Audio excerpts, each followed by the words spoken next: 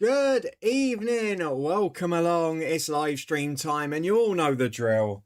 We are here for the semi final of the World Cup. We're having a little chat whilst watching the football and plugging in the electric screwdriver, ready to put in the second team of attackers onto the football table you see behind me. It's almost there. I hope you're keeping well. I hope you've had a good weekend. I hope you're looking forward to this as we're back from Luton today, ready to go. So firstly, good evening to Matt, to Vaughan, to Rob, to Jake, all of the regulars in, a few new faces too. Good to have you here across both Twitch and YouTube. I hope everyone's keeping nicely. We're watching the semi-final, seeing how that goes. And Matt, the simple answer to the first question of the night is it depends. When are we going to be live this week? If England go out tomorrow, it determines when we'll be here for the final. If England are in the final, then this might end up being the only stream of the week, or we'll squeeze in an FM one near the end. But yeah, we're basically waiting to see what happens. As was the case, we were going to be live tomorrow if England had lost to Norway. But we're I'm hoping this will be the last stream of the World Cup. Let's put it that way, because that will mean England are in a World Cup final for the first time in about 3 generations. But I hope you're all keeping good. Let us know down in the chat what you think of this game.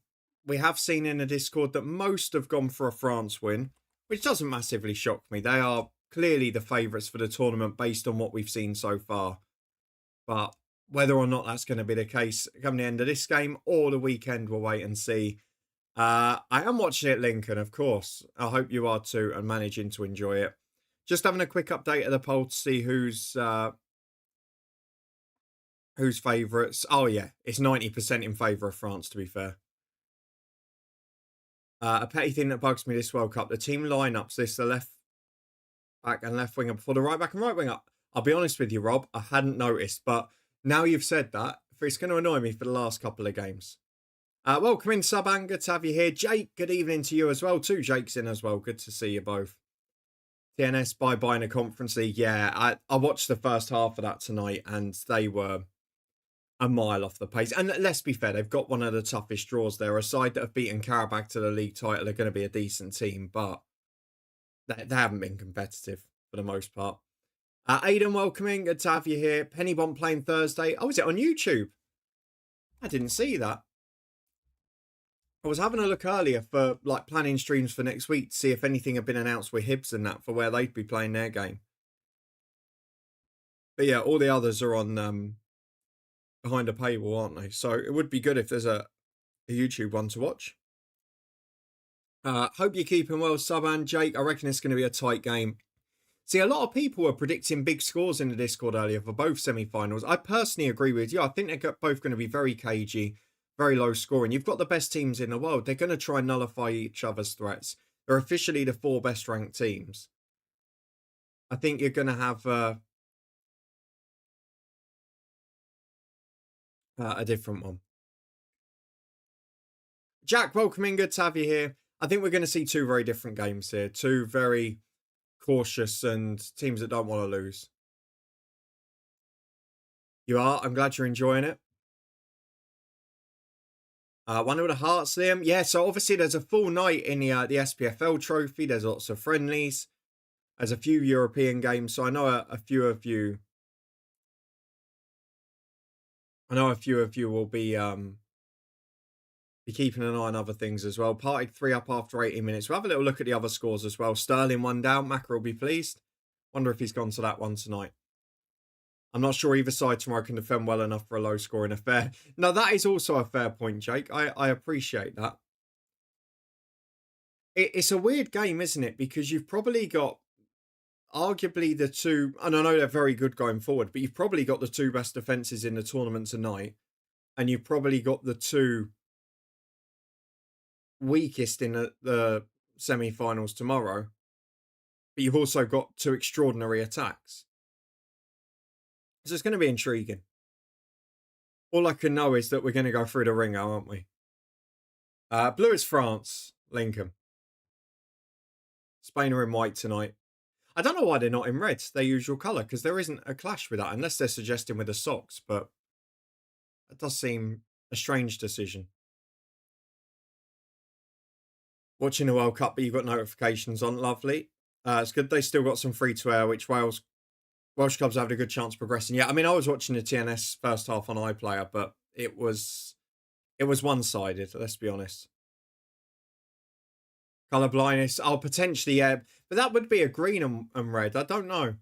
They said if it was similar colors or shades. I'm not sure the Spain and France kit would be, but hey, at least it's clear to tell. That's the main thing. Going to go to a non-league game tomorrow. So I'm not tempted by Discord, but closest 30 miles away. Oh,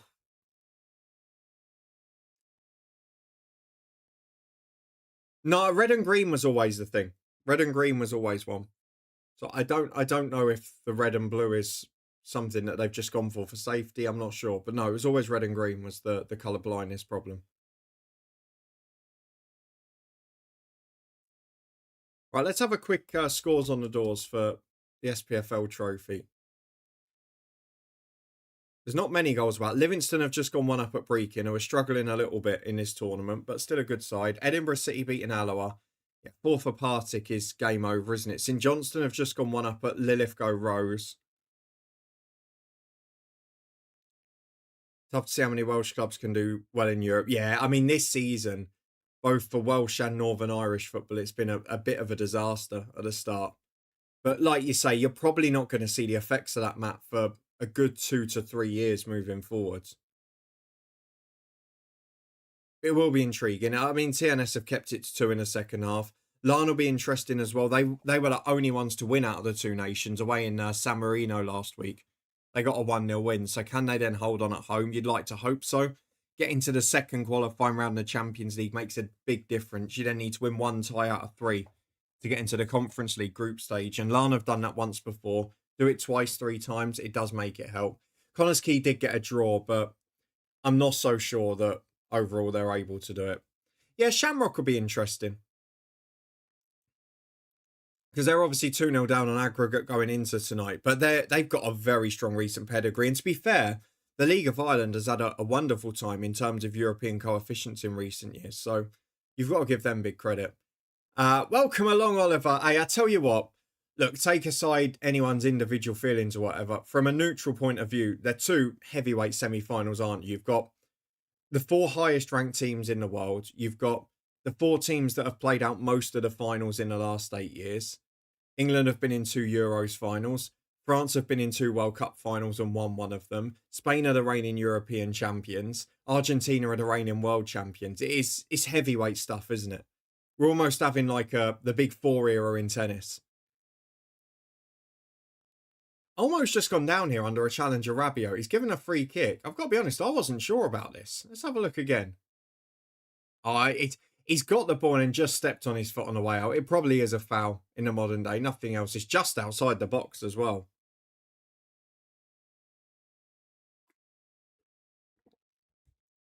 TNS have got injuries, and as we mentioned, anywhere outside the elite clubs and nations in the world, you can't afford it.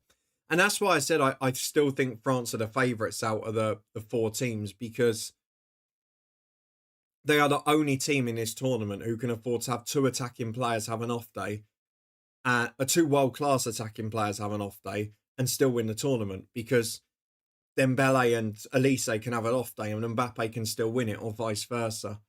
Whereas England have only got Kane and Bellingham. Argentina have only really got Messi.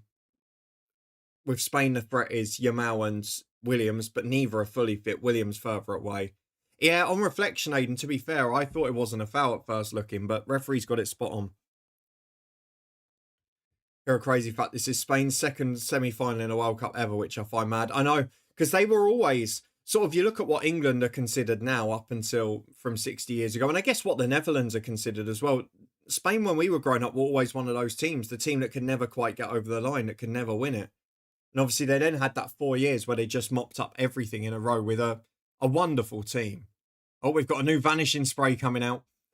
And since then, they've always been challenging for honours. But like you say, the Euros have been far more successful for them than the World Cup.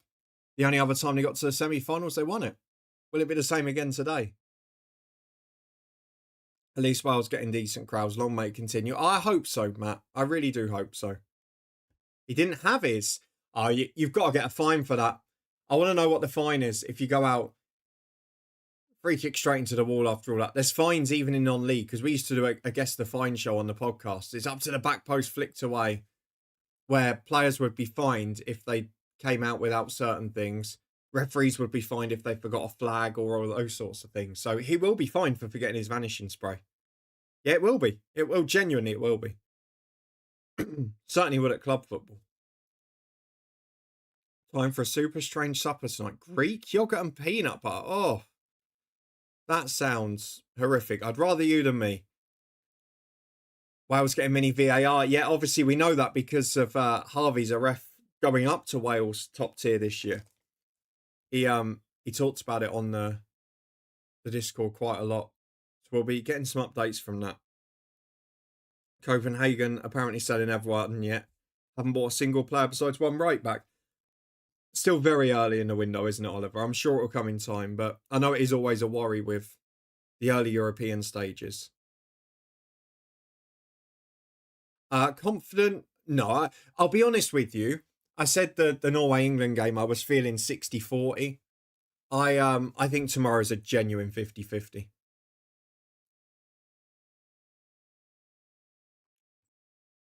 There's a genuine superstar on both sides. I think they'll be absolutely fine. Welcome in, Teresa. Good to have you here. Thank you very much for popping in and saying hello. Hope you're enjoying the football tonight. It's been a cagey start from both in the first 12 minutes. Trust Speakman is my advice, but it will take him a while to get going, Jake, as well. Immediate success won't necessarily come. As I've told you many times, Liam, I've never dieted. I've watched my calories, but I've never dieted or restricted myself from foods. I did naturally get into a few healthy things, though. I started having like tin fruit for pudding quite a lot a couple of years ago. Celery with tzatziki, another one that randomly just started to happen, but I never restricted myself from anything. We were lazy today when we got back, so it was just a bacon roll each. I mean, the North Wales clubs in a league get healthy crowds on. Well, you just want it to keep improving, and that's hopefully the beauty of less repetition in the league. Playing more different teams, more different trips away. You'd like to hope that's the case. Yeah, I think, look, we're going to need, with Messi's threat tomorrow, you're going to need Declan Rice to be at full fitness. Because I'm not sure Reece James is quite going to do that job. We saw when Rice went off at half-time in the last game, there's not anyone else who can take that level of defensive responsibility. I don't know. I genuinely don't know. I wouldn't be shocked if either team ran away and won 3 or 4-0. I wouldn't be shocked if it went to penalties. I wouldn't be shocked if it was a cagey game and won 1-0 on a mistake by a goalkeeper or a defender. Honestly, nothing would surprise me tomorrow.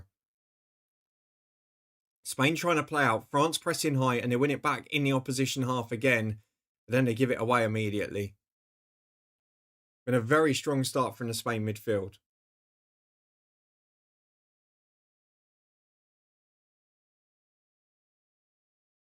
Tried to keep my patience, that's the disgrace. You'd imagine a club having bought some players early on the window. To be honest, I'd say the opposite this year, Oliver, with the World Cup. A lot of us have mentioned that the business is going really slowly. And obviously, for a lot of clubs, the accounting year was a problem with PSR for Europe or for domestic football. If they had to stay under that until the start of July, it was going to cause some delays. But hopefully, in time, all will come well. So, Teresa, in the UK, the football is on ITV or STV if you're in Scotland. Elsewhere in the world, I probably can't help. But yeah, ITV in England and STV in Scotland. And it's a BBC One special for tomorrow night for the semis, isn't it?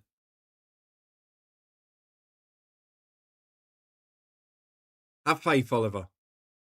There's a good year around the corner. Oh, that's a late contact. That is not pleasant. I mean, it's not enough to overturn for a red card, but it's a nasty one, that. Jamrock 1-1. There you go. Poor start for them. I'm working during the game, which I can't believe I booked in for. Going to be a long day. That is, Jack, that is a schoolboy error, I'm afraid. Can't be making those sorts of mistakes. Friday Night Football 2 be interesting to see how it goes, indeed. Right, how United get crowds too. Yeah, I think Fridays will hopefully improve the crowds. That's what you've got to hope for. As Mbappe takes on the defender, beats one. Who's that on the cover? It's brilliant. He still comes out with the ball. Works it wide to Dembele. First time switch. Barkler to Elise. Edge of the box. Deflects for a corner. First time we saw the French breakaway, and to be fair, Spain very much struggled to handle it. One straight ball through. I think it's Pedro Porro on the cover, to be fair. Excellent work. Yeah, United signed Yuri Tielemans and Andre Santos, too, from rival Premier League clubs. I think there's only an hour, possibly. Which is the same as last semi-final that didn't have England in, so I'm afraid that conspiracy is debunked early.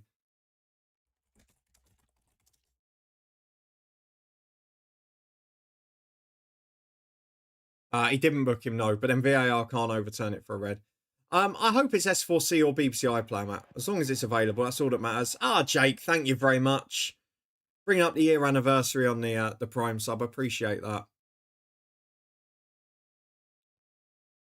Let's catch up with the rest as well. Copenhagen always have youngsters. That is a beauty, Oliver. There's always a conveyor belt of youngsters there. St Johnston 2-0, not surprised by that. I mean, that front three at France is frightening. They're all world class. You've got the current Ballon d'Or winner, arguably the best player in the world on his day. And Elise's been the best player in the tournament. So it's not a bad combination, is it? And that's what you want, Oliver. We obviously had that rut with Luton with the second relegation, which was always a difficult one. But touch wood, it will come back in time.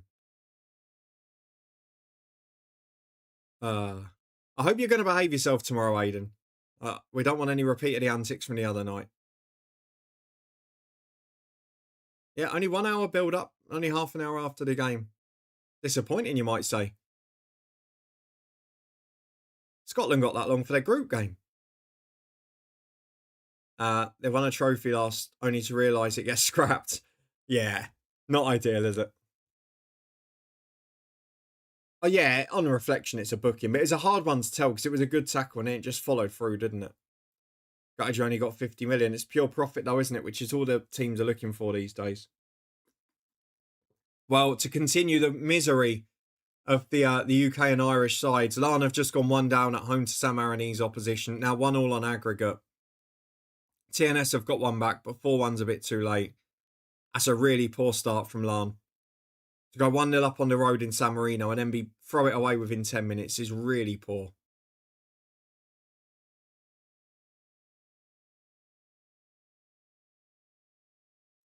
My advice, Aidan, was don't try and whip people up for an hour because we want to talk about the football, and it just became a constant barrage last time.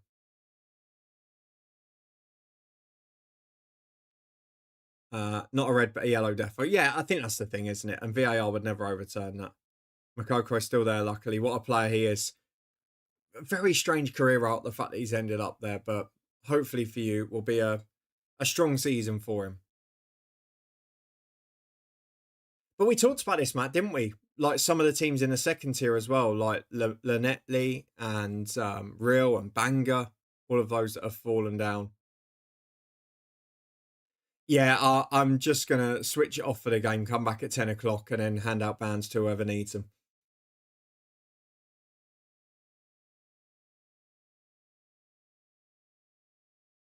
Which is basically what was doing on Saturday night because I was with mates and I didn't log in until till extra time and then all chaos broke loose. So yeah, maybe the Scots can just have a complaint to themselves for 2 hours and then we can ban any that need it. Ball into the box. Oh, he's given a penalty.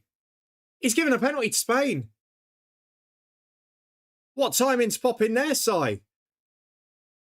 Waterford, welcome in.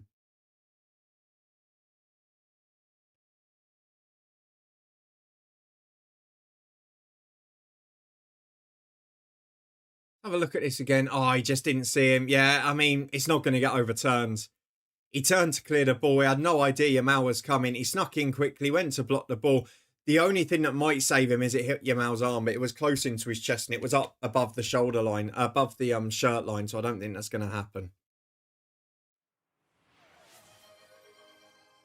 I have no idea. Hype train started. There you go. Welcome in. Thank you very much for that. Hype. Who is the penalty taker? I don't know who will take it. Maybe Mikel. Mikel, the striker. Maybe Danny Olmo. Still can't believe somebody had Luca Dina in a combined 11 for O'Reilly. I'd still edge him, to be honest, Jake, at this stage. I think they're both weaknesses in their team, but you have to over career give Dina. A checking Fran ball is above the shirt line, so yeah, it's a penalty because it hit him above the shirt line, which is the current rule. Oliver, I support England tomorrow. More interested in seeing them in a final than Argentina. I'm glad to see that. I want it to be a good game too. Hopefully a Spain goal here might bring this one to life as well. Good to see them get the League Cup last year. Yeah, and still a surprise that competition's gone in Wales, to be honest. 1-0 to Aberdeen and Montrose. What are they arguing about? They're just trying to delay the penalty, Rob, for as long as possible. Because as Mbappe's seen on the other side of this, it's an opportunity for him to put him off and distract him. So here we go. It is going to be Mikel who steps up, the striker.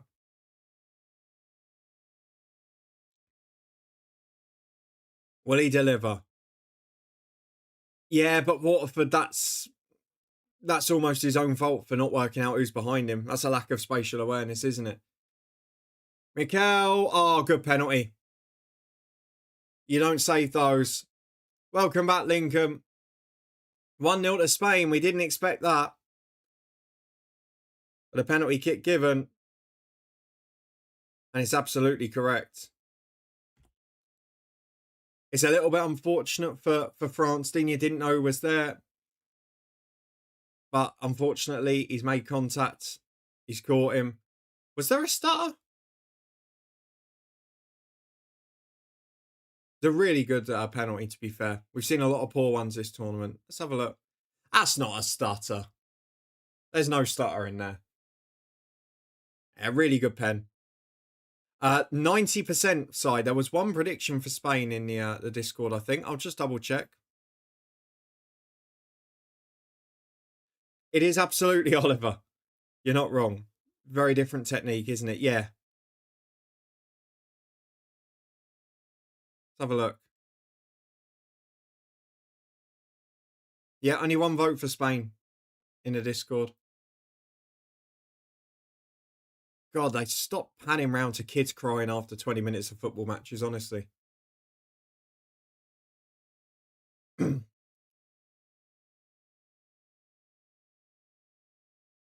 Oh, come on.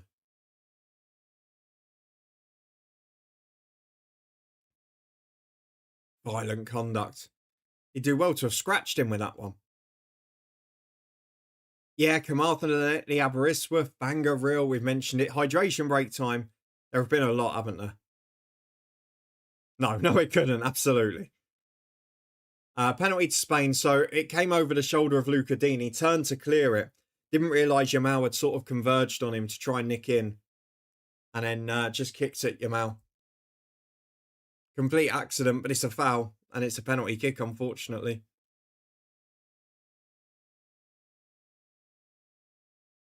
Spain lead at the first hydration break. Not many of us expected that tonight, must be said. Looking forward to the halftime show, Oliver. We will be...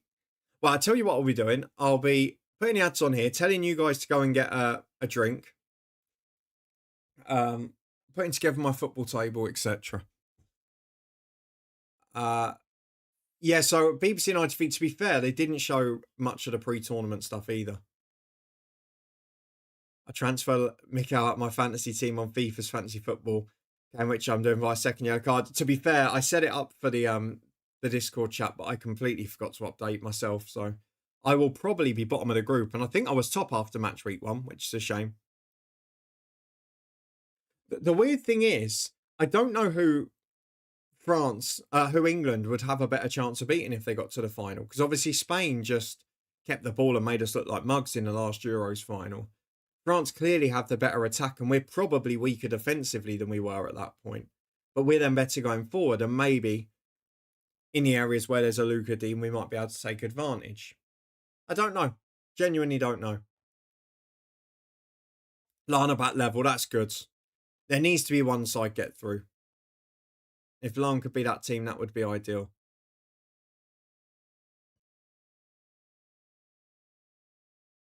Going to miss the start of the game tomorrow because I have darts, but I'll be wearing my Argentina shirt. Of course you will.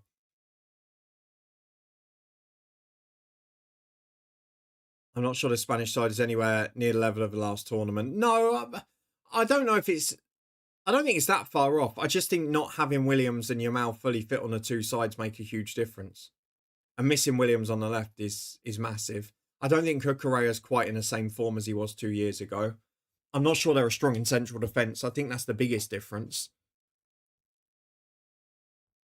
But they're still a very good team. Yeah, saw Sterling are losing again. It's a tough one, isn't it? That's what we said. You learn a lot more about them when the onus is on attacking.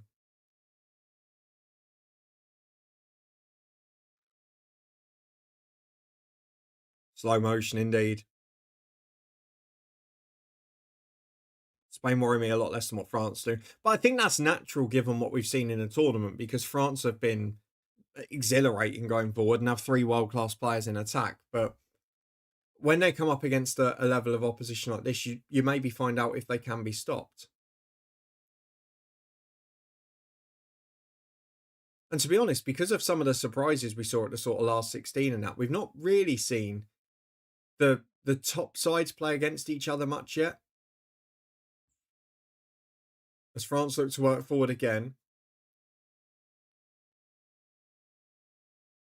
It's a 1-2. Dina trying to make amends, but well nicked by Porro.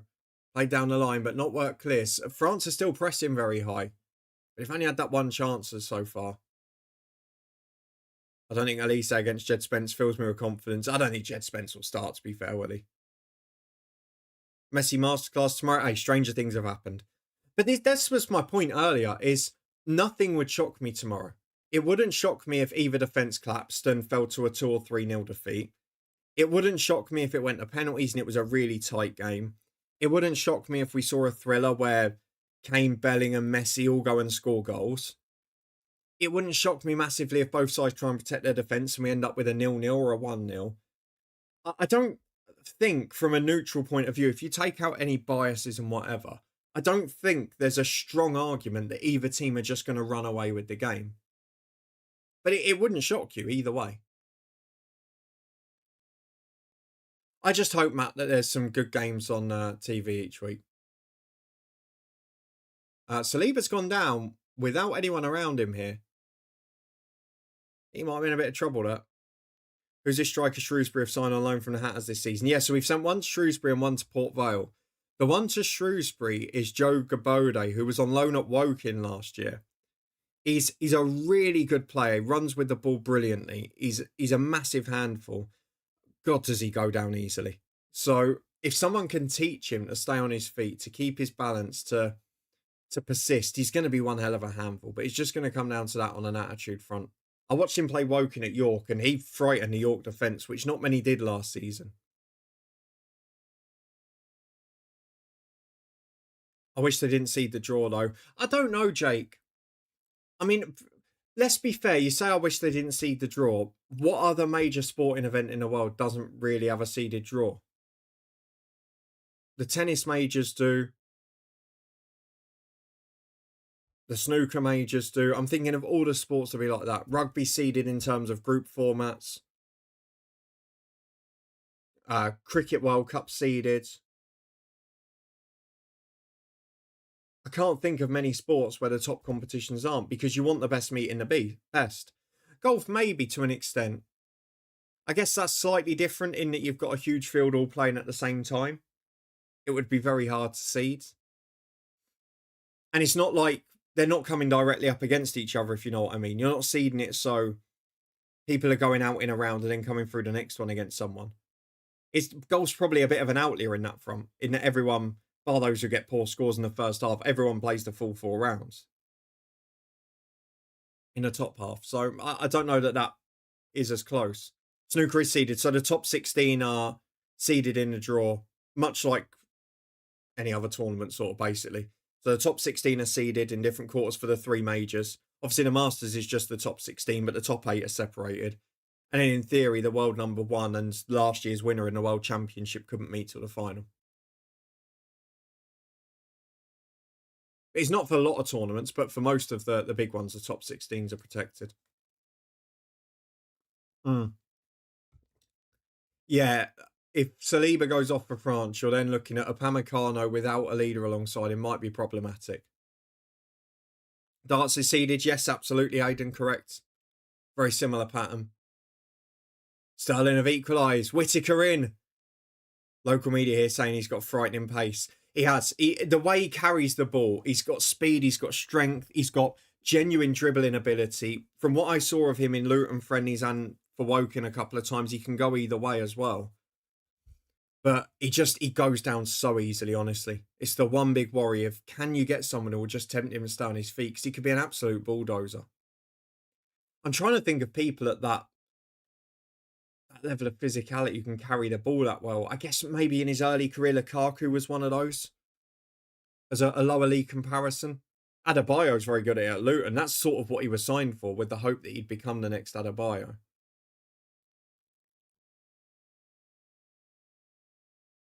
I think it's just special livery, Liam, to make it look semi and final worthy. Jamrock 2-1 up. Big turnaround. Thank you everyone who stuck with us as well. Cheers to Jake for the resub. Let's do a quick scores on the doors. Do you like the white kit? I was surprised they weren't playing in red tonight, Oliver, to be honest. It is a bit of a harsh yellow, Jake. I would agree with that. Yeah, exactly. So then 1 and 2 wouldn't be able to meet till the final in theory. And then 1, 2, 3 and 4, if they all got through their games, wouldn't meet until the semis, which is exactly what's happened here. Yeah, Elise's foul on Rodri was worse. But then that I can understand why the ref missed it. I think people have been harsh with the Elise one. Yes, it's clearly a yellow, but it's an easy one to miss because he got the ball and it was just slightly on a follow through. I think it's the one of those that you can understand why it's missed. As a Rangers fan, I hope the Welsh Premier can progress. Glad we got Devlin. Yeah, very interesting to see so many going and see Rangers going for proven SPL experience, which is something we discussed in the Discord the other day, the mix of teams going for different things. The bookie always wins. Gamble responsibly, kids. So we've got Larn level on the night, Shamrock ahead on the night, Shamrock are 1 behind on aggregate, Larn are 1 ahead on aggregate, TNS have lost 4-1 on aggregate. Then looking at half time, St Johnston and East 5 beating Morton 2-0 was interesting. Elgin 1 up on Peterhead, Ayr 1 up at Falkirk, maybe a slight surprise. Partick haven't added to their 3. Dunfermline beaten Dumbarton 2-0. Sorry, Si. Livingston got a second against Brecon as well. Edinburgh City got a second against Alloa. Lots going on. Klopp to manage Germany. Yeah, he is, Oliver, but I don't know that that team suits him at the minute. I'm surprised he took it at the time he did. Unless he goes for a completely different skill set of players and helps them overachieve, I don't know. But I look at that squad at the minute and I don't think, oh, that's going to be a team that really suits Klopp. And to be fair, we mentioned it the other day, didn't it? Next generation of goalkeepers and defenders and that coming through. Where are they? It's a poor generation coming for Germany. So I think Harvey, so he was, last season he was a ref in the second tier. He's been promoted as an assistant ref and assistant VAR in the top tier this year, as well as a second tier referee still. And then presumably from that will become a top tier referee as well. He's only young, so absolutely flying on that front. Half-time 0-0 in the Clydebank game. It's not a bad effort, is it?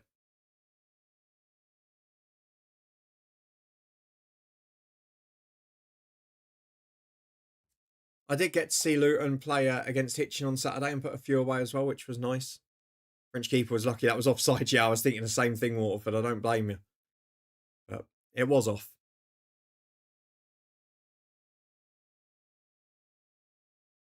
I just think we're seeing scouting pools generally look like we've seen Northern Irish players going to Scotland, we've seen Welsh players going to Scotland. It's always happened, but it's definitely ramping up a bit now. People are trying to find those bargains or those lower league deals. Even transfers within Scotland moving upwards, we're seeing more of.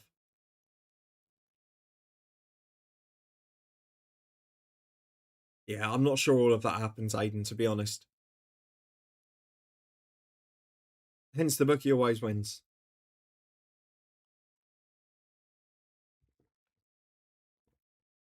10 minutes to half time. France having a spell where they're just trying to suffocate Spain, control possession. And they've worked it out to the left hand side here. Can the France free chord struggle? Barkler cutting in from the left. Then Dembele's dropped to the 10. Cut inside with Digne making the overlapping runs. Probably the wrong option there. Over the bar for a goal kick. Luke Graham's going to Stoke for 2 million. That's cheap. It's cheap from an EFL Championship point of view, but it's a great deal for Dundee from their previous, and I'm sure it'll include a sell on if they've got any sense. Which then, if you get 2 million, he does well and gets a Premier League move for 15 or 20, and you get 10 or 15% of that, it's another 2 million. Then it becomes a great deal. That's sort of the gamble you're taking, isn't it? It's more about the sell on clauses if a player does well than it is about the fee at that stage, isn't it?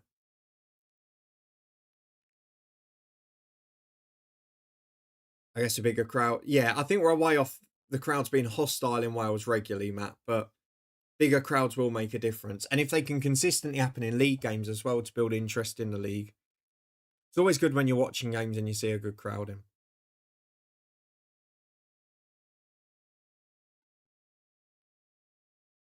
Well, you might be surprised, Aidan, mightn't you? 0-0 at half time against Annan as well. Not the best night so far. Took him 7 years exactly. Oh, Magnon closed down. It's not the best of clearances. Spain have 5-on-3 momentarily. Take a little too long. Rodri to Yamal. Olmo with the 1-2. Back heel to Yamal. Across the box. Should be 2. Oh, deflects wide. Good defending of Pamecano. I mean, it was brilliant pressing from Spain, either side of the keeper. And then they worked the opportunity so well. Yamal and Olmo linked up so well. But as you say, Jake, France had that great chance at the start, but since the goal, it's all Spain and, you've got to score that. He's gone at it with his left as well, which really annoys me.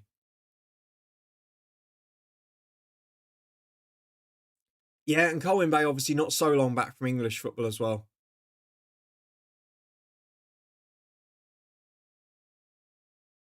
No, I think Yamal took the right option there. But the striker's gone with his left foot outside the left instead of the right, which I don't agree with. Headed away to the edge of the box from the corner. Chance for the cross for... who is that? Couldn't even work out who that was at the front post there. It's an overhit cross. Just about kept in. Yamal has the chance to cross. Tries to take on 2. Digne's frightened. It's going to be a corner kick again. No, he's given a free kick. I'm not sure about that. Leo, welcome in. Yeah, I tell you what, since the goal, Spain have been excellent. We've been saying it. Welcome in. Have a look at this again. I don't think there's that much in that. Of course, Oliver, but it's also got to be reminded he's a teenager and he's doing ridiculous things already. But yeah, if he can add that to his game where his right foot is passable even, he'll be up there with the greatest. But then Messi's right foot isn't sensational. But again, he got it to that level where people think, well, he might take the shot with it. Or you've got to do like a Messi or a Varane or someone, going back to my era, who made the outside of their right foot an extra weapon. Saw a comment from the Aberdeen manager last week. Said they're looking for abroad for players because lower league English teams asking for silly money and they're on bigger wages generally, Waterford as well.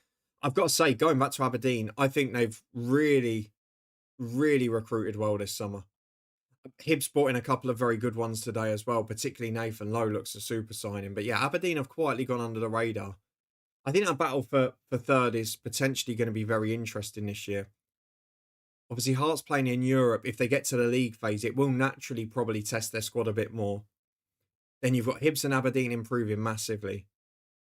Motherwell, I do feel sadly will drop off a bit this year, but I think those other 3 will be in one hell of a battle for third. That's not the best back pass. Spain keeper clears. Has it gone far enough? Rodri mops up well.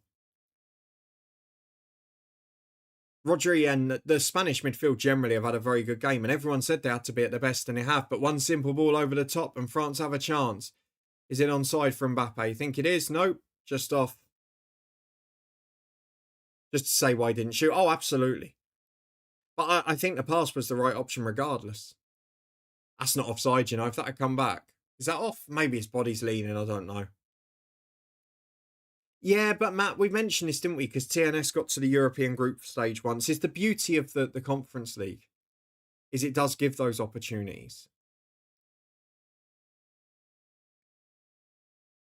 And obviously, Lana have done it once. They're looking to do it again. And we've seen the Republic of Ireland have great success from doing it. It's something that a lot of sides have got to aim for now. Yeah, watch out for Aberdeen next year with Stephen Robertson. Let's get the SPL transfers up because there have been some pretty impressive ones. I'm a big fan of the Nathan Lowe signing at Hibs. Secured my tickets for the season opener v Lingby. Brilliant, Oliver. Estonia, it is for the Welsh champions, yeah. Tough tie, that.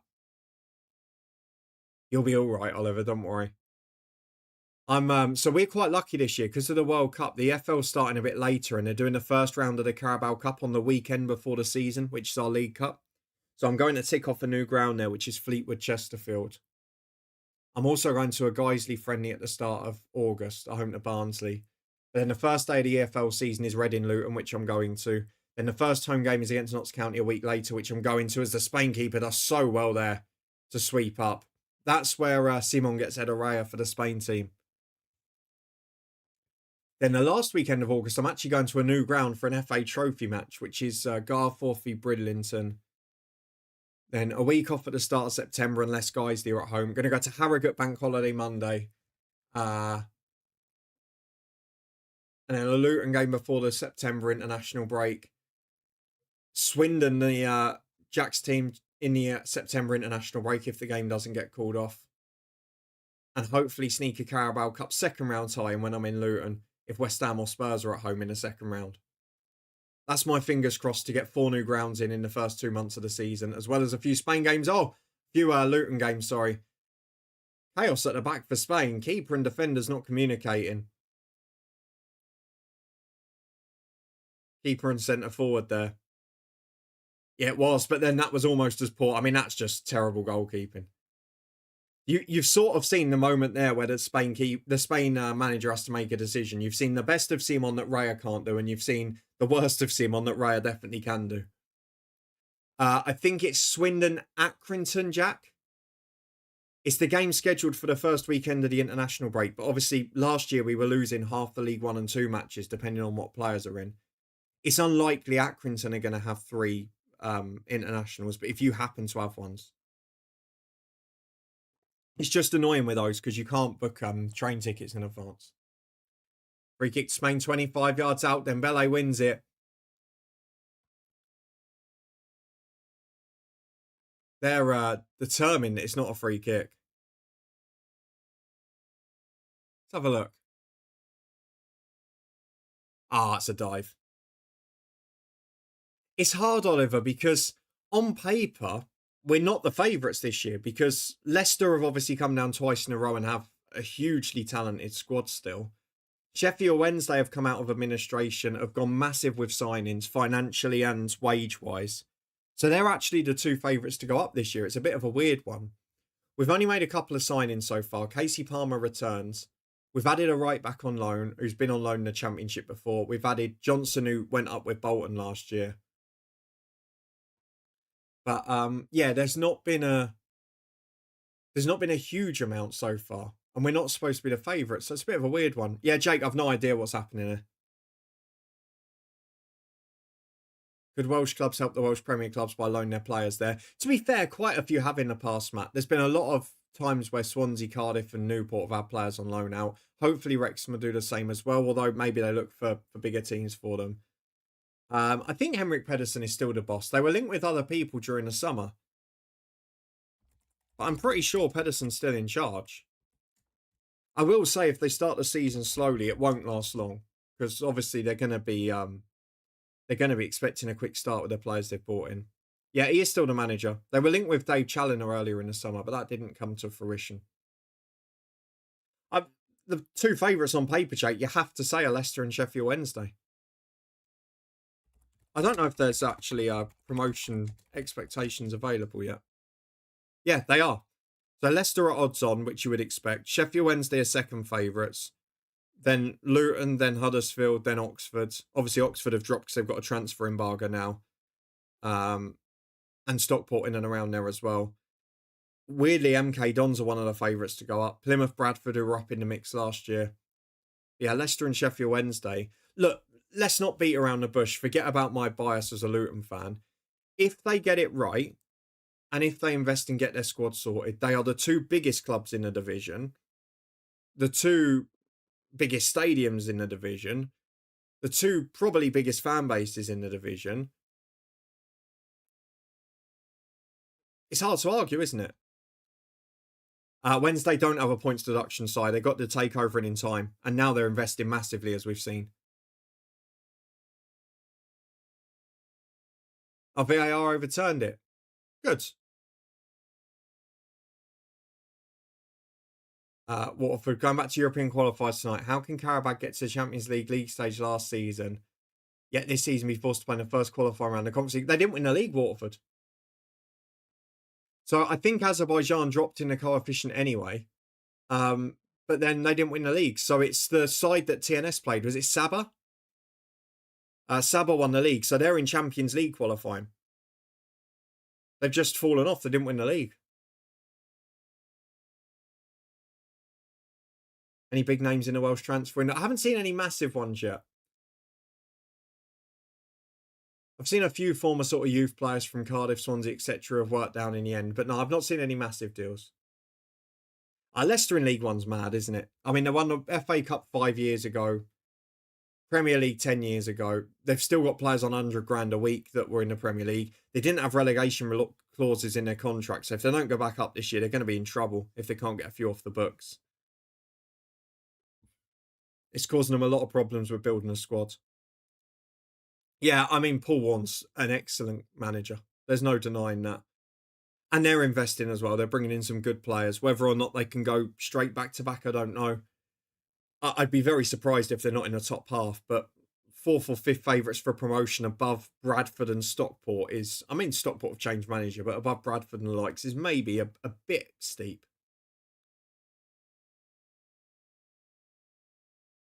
Did they put it under a mistaken identity or under a... I don't know. They'll have shoehorned it under something, Jake. But then nothing surprises us in this World Cup, do they? I think that's the thing for you, Si, isn't it? A season without drama. Because Wigan don't have many of them in recent years. A season without drama. Solid campaign. And to see signs of a style of play for the future. That's what you've got to hope for at Wigan.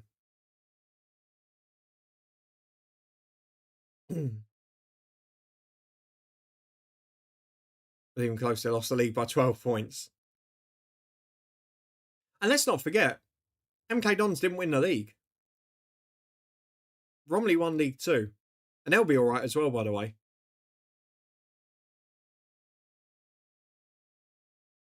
I mean, they should be in the first round proper. Well, it would depend where Azerbaijan are in the coefficient. I don't know if you can see the European coefficient table. Let's have a look.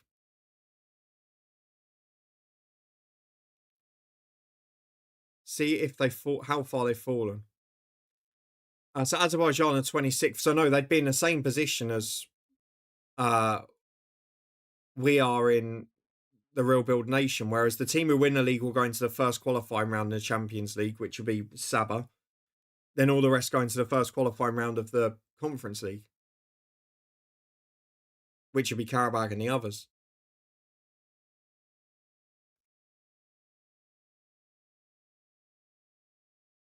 Randa's in the knockout in the conference a little over 4 years ago. Wow. It's been a very strange game, this, hasn't it? Since Spain went ahead, they've not really been under any threat. They've just sort of controlled the game, and maybe that's where they're best. Man on. Oh, nearly got caught. It's kind of what we expect now, a cagey game, and Spain scoring first is probably not the best thing for the neutral game, but Certainly makes it most interesting in terms of scoreline. I think the stream's all right tonight.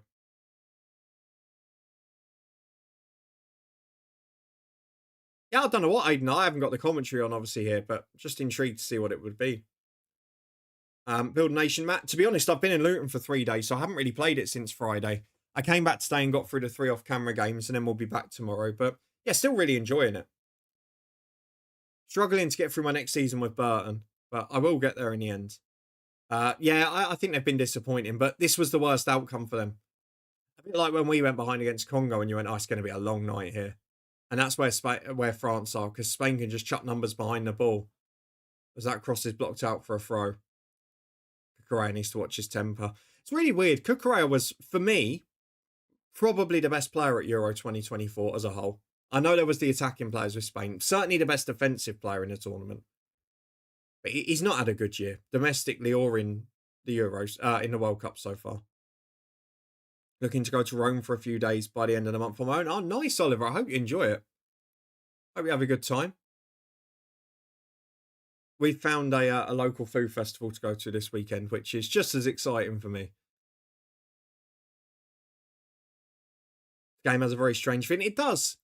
It's been almost... Spain have controlled the pace of it since the goal, and there is the half-time whistle. I mean, Spain will be delighted with that half. Really good. 2-0 to Hearts. Liam will be happy there. But yeah, France disappointing since the goal. They had one real good opportunity to get in earlier on. The penalty, obviously, it's unfortunate, but it can't really be argued with. And since then, Spain have controlled the game, had a great chance to get a second. Leaves us for an intriguing second half, doesn't it, if nothing else? Love Italy. It's the best place to go. The coffee, the food, and the weather. I'm not a coffee drinker, but the food, yeah, I love Italian food. The problem I have is it's probably the cuisine where Amy likes the least. Because she doesn't really like sort of tomato-based sauces. So whether it be pizza bases or pasta sauces. Whereas that's my heaven, essentially. Yeah, see, Oliver, that's interesting because that's something I've mentioned from moving from the south to the north of England. And I noticed it again at the weekend when I went back down south. Like in the south, in and around Luton, where everyone just seems in a rush.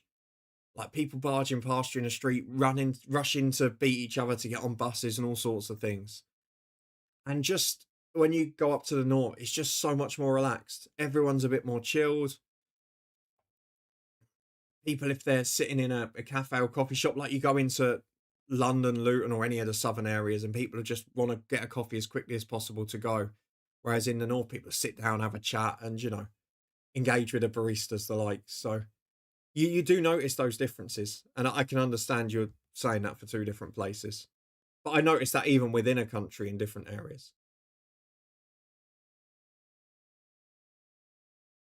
I've got family coming up tonight, going out for food on Saturday and Sunday. I've worked night out Monday. Lovely.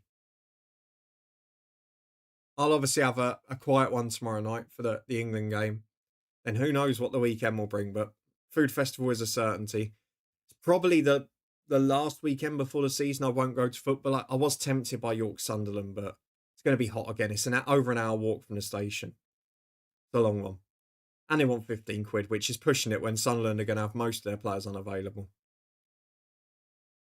Morton have not started the League Cup well. Emery looks a big loss. Yeah, it certainly does, doesn't he? We'll do an update on that when we come back from the break. Need to watch what I drink because I'm working Tuesday at 12. You know me, I'm not a big drinker, so never a problem for me. Oh yeah, Liam, not for me. I mean, I have Greek yogurt in the morning with like granola, almonds, raisins, that sort of thing, but I couldn't have it with. I don't like peanut butter generally, to be honest. And obviously, I'm not worried about what percentage of my diet is proteins, fats, and carbs. I'm just eating decently and going for a couple of runs a week. The only man, welcome in. Spain have got the game they want. You've summed it up perfectly. They've been given an opportunity to get the first goal after surviving one scare themselves. Since then, they've controlled the game. They can sit as deep as they want. They can stop France running into spaces in behind. And they should have scored a second as well. But yeah, once they're in this shape, they're defending very well. And we've sort of seen that with a lot of teams. I go back to England, Mexico. These teams, they're very hard to organise themselves when they're stretched and they're defending high up the pitch. But As soon as they get into a situation where they can play sort of 8 or 9 behind the ball, defend the edge of their own box, they're very good teams. First half night out, I'm sure it'll be a good one, Aiden. Watch out, there'll be a couple of the older staff who will surprise you. They'll get absolutely smashed. Talking of Randers, they beat Notts County earlier, 3-1. Wow. It's a turn up for the books. They're the Luton's first home game this year is Notts County. I'll be going to that in the penultimate weekend of August. Wish I could, but the stress eating a lot with the kids being off. Cut the fizzy juice out. That, to be honest, Liam, I go back, take away the food and everything else, which obviously changed massively with the exercise. The biggest thing for me was cutting out the caffeine. I went from the fizzy drink to the caffeine free, and honestly, huge difference. I don't think any of the France front three have had a good day, Yeoman. Yeah, so as it stands in the Conference League, TNS have gone out. They've lost already. Shamrock are 2-1 up on the night, 3-2 down on aggregate. Lana 1-1 on the night, 2-1 up on aggregate. So at the moment, they're the only ones going through. Obviously, if they can get to the second qualifying round of the Champions League, they only have to win one of the next 3 games to get in. Yet Dundee have gone ahead at Annan. Not too many big scorelines. Montrose have just gone 1 up against Dundee United, which I'm sure will cheer you up as well. Oh, that was before half time. Sorry, I completely missed that one. Ayr 1 up at Falkirk. St Johnstone 2 up. I always used to, like, when we go on the nights out with the old Sunday League team and that, I'll just take the shot and then just sort of sneak it around the back and offer it to a geography teacher who's having a busy night out or something. I don't know. Anyway, we're at half time. I have run out of drink. So let's go and take a quick breather, top up the drink, get a snack and all of that. Treat yourselves to an ice cream or something. It's hot, you know. It's a hot day. Or some fruit. It shouldn't put a bigger smile on your face than Dundee scoring, though, which is far more important for you. Let's go and take a breather. We'll be back in 3 or 4 minutes to get ready for the second half. I hope you're looking forward to it as much as me. But thank you very much for watching. Stick with us for a few minutes, and we'll be back after the half-time break to watch what should be a very intriguing second half, with France trailing Spain by a 1-0. See you in a few.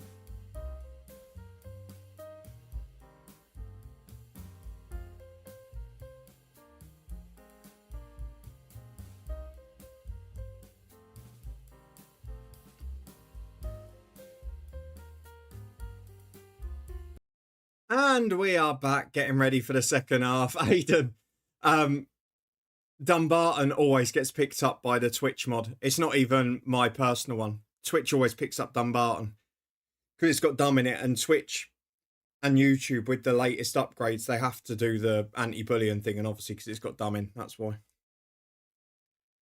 One of those things. But because I've accepted the auto mod from Cy before, it doesn't do it when he does it anymore. So hopefully now it won't for you either. Let's catch up with the chat. Thank you everyone who stuck with us both on Twitch and YouTube. I hope you're enjoying what has been a very interesting and I think surprising game so far. With Spain 1-0 up at the break, getting ready for the second half. I also, while we were taking that breather, have just finished. In fact, let me drag it into shot a little bit here.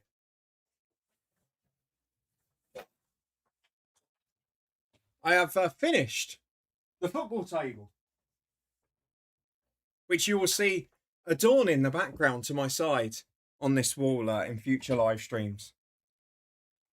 But yes, we have because I'm a fully grown adult, I'm only 33. I now have a fully functional foldable football table in my office. I mean, I said I was living the dream with the 2 screens set up and a computer and a TV in the room. I think I'm now beyond the dream having this in here. And thanks to Morrison's for having these on clearance for a very reasonable price. I do appreciate it. Let's catch up with the chat. Hopefully you've all got your drinks. Aidan, water and an iron brew. I did have an iron brew, only extra obviously because I go sugar free, but I did have an iron brew extra last week. First in a long time. He used to be our regular for the podcast recordings. Sterling 2-1 up. There you go. Macca wants Whitaker in after this. Dundee 2-0. Wow. Good night so far. Patience paid off. Goal for our Broth. Dumbarton get one back against Dunfermline. Who's the lad who left Luton on loan? So we've got 2 side. Ollie Lynch has gone on loan to Port Vale. He's been at the likes of Hemel and Tamworth in recent years. Basically stepped up a division each season. And Joe Gabode has gone on loan to Shrewsbury, who was at Woking last year. Brilliant striker, physical, good ball carrier, good dribbler, but goes down like a sack of spuds very regularly. So that's all he needs. Bit of final product and that, and he'll be a very good player. Kone on for Rabiot. I'm not surprised by that. I think Jake and many others were surprised he wasn't starting. Yeah, he's going for the aggressive option now. Someone who can just carry the ball through midfield and try and take Spain out of their shape, I'm guessing. Cambrian in the Welsh Premier, yep. There's not been many big surprises in our Build Nation, Matt. Obviously, the first 5 or 6 years, Mould Alex were the story because they were almost doing more than us. Took us to the title, to the final day, then got into Europe a couple of times, but then they didn't really get that next generation of players after their first lot reached their peak. So we've not really had any big domestic stories. Still, the other 2, Haverfordwest and TNS, are the only 2 pros. I mean, Haverfordwest have been the story, I guess, domestically. They have become, with TNS, the best of the rest. Elsewhere, there's not really been that many huge surprises. We talked about English football, where a few teams have gone up and down 3 divisions. But in terms of Europe, I'm trying to think. There was one weird winner of the Conference League. I think it was like a Legia Warsaw or something like that. Someone bizarre won it. You remember like the banger save 5 years ago where Rafe Rovers ended up winning the Europa League and becoming one of the star teams? So odd. Yeah, Haverfordwest have been excellent in our save. But then I guess they got the benefit of us and TNS worked the coefficient up for 5 or 6 years. And then they just finished second and took the work from that. Oh, Oliver, thank you very much for the gifted sub to one of our regulars, John, as well. Do appreciate that. In what other Twitch universe are we seeing Copenhagen and QPR fans coming together, eh? You don't get that too often in any big streamer's save, so I appreciate that. And thank you very much, Oliver. Joining Jake with the resub today as well. And obviously Cambrian have the biggest stadium in Welsh football in the save, which is the big thing, isn't it? Because a lot of the finals get hosted there. 3-1 Sterling. Wow. We'll take a scores update in a minute. Only in the best football community out there. It's one of the most unique things, the things I find most baffling. Obviously, we're a relatively small community, but the amount of lower league fans, The amount of fans from different random places across Europe, and then like with Drop Bear in Australia, we've had a couple in the US, particularly during this World Cup as well. Like it's really cool. That's been one of my favourite parts for it. Otherwise, other than probably Thursday European nights or whatever, I wouldn't know what Copenhagen are doing. Other than a quick glance in the video printer, I wouldn't know what Stirling Albion are doing. I wouldn't know what Dumbarton are doing. I wouldn't be keeping that closer tabs on the likes of Swindon and Kidderminster, other than looking at their results. So that's been fantastic. It's contact clubs for a pre-season friendly next year. Brilliant. Wraith Rovers were the stars of that save because they ended up achieving more than us with the AI manager. Penny Bont have been your big mover, Jay. That's an interesting one. I'm intrigued to see what you've got in Rome because obviously I saw Oliver Jambo posted in the Discord his pictures from was it PAOK in Greece, wasn't it? Which, bar a bit of paintwork, was a tip-top shape looking stadium. I love seeing things like that. Are we going to be having some Thursday night watch-alongs this year? Those were the days. I haven't got TNT, Jake. That's my problem. So after next season, annoyingly for you as a Sunderland fan, after next year we definitely will because it's back on Sky then.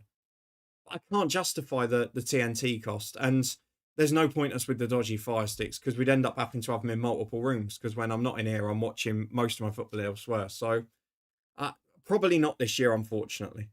But once it's back on Sky the year after, Europa and Conference League Thursday nights will 100% be back.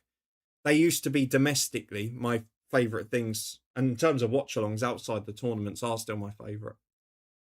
But for this year, it will be largely EFL Tuesdays and whatever Friday nights. Scottish Championship, Welsh Football, Bundesliga. We'll have loads of choice, won't we?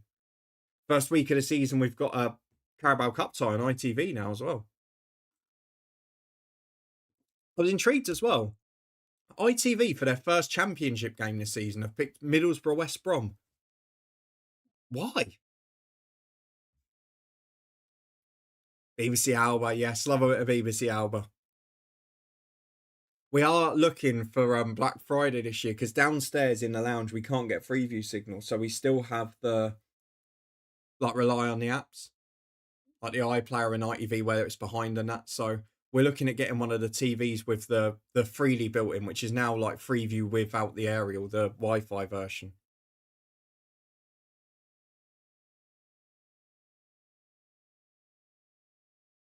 But then, Jake, I guess the Thursday night watch-alongs, you probably wouldn't be at many of them this year naturally anyway. So maybe it works better for you that they'll be back the season after. Exactly. You won't be in too many Thursday night streams if we had them. I do miss doing Thursday night streams though, even for my schedule, because Thursday and Friday were my main employed working days. I like doing my live streams on those evenings, so I've got sort of a couple of long working days. And then say on like a Monday or a Tuesday, if I have the day off and I'm not doing a stream in the evening, I can just have a full relaxing day. So I do prefer it doing Thursday and Friday as my weekdays, I must admit. Haverfordwest, fingers crossed, eh? To be fair, Haverfordwest and TNS, just the one thing I've had in my save that maybe Jake and Birchie haven't in theirs is that those two have done really well in Europe. And probably better than others have before. Shamrock 3-1, back on terms on aggregate. Definitely going to see the Olympico if I can. If I end up going to Rome, I'll post a picture in the Discord. Yeah, dude, brilliant. As Yamal gets in behind. Good run, good save. Maignan, that's a goal kick, I think. Oh, he's offside in the end anyway. So I remember pre-tournament, that's how good a midfield was. You listed off loads of other midfielders, said Anderson isn't better than anyone. I don't think he is. I know obviously Kante, it has been alleged as coming to this not fit. I'm really surprised Kone didn't play tonight. I still think he's France's best midfielder. But no, I'll take your point on France. But then I'd argue Spain have controlled the midfield brilliantly tonight and still have the best one. But we mentioned this. There's differences between all of these teams. Of the four teams that are left, I'd pick the Spain and Argentina goalkeepers. I'd pick the French and the English attacks. Argentina obviously have Messi. I think they're the best in wide areas as well. If you take out France's two attacking stars being there as well. Spain are arguably the best at fullback, which is weird with Pedro Porro and Cucurella, but they've been good for Spain for many a year. Every team here has got a strength and a weakness. It's not like 2 years where Spain were unflappable. It's not like where Argentina were in the World Cup with everyone in their peak. It's not like France were 8 years ago because they've still got some vulnerabilities at the back and in goal. But no, I take your point against France. Due to a mix of Kante not being fit and the persistence to play Rabiot ahead of Kone. I accept your point on that one. But I'm not trading it for Spain's. And to be fair, Argentina in this tournament, McAllister and Messi have dug them out the hole. I hope you get a few in, Jake. My favourite streams were the Rangers run when he reached the Europa League finals. Brilliant, wasn't it? You remember that game away at Dortmund for Rangers? I don't think I've ever seen a better European performance from a Scottish team. That's why I was so surprised they didn't back Giovanni Van Bronckhorst that summer.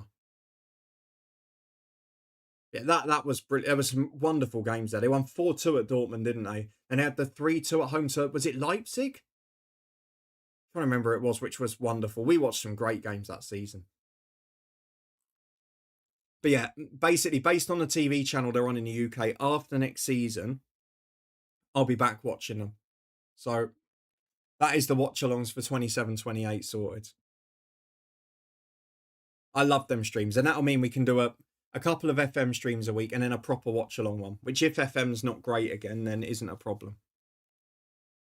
TNS got to the Conference League semi for me last season. Oh, wow. That's a good effort. In the Europa League proper this season. Nice.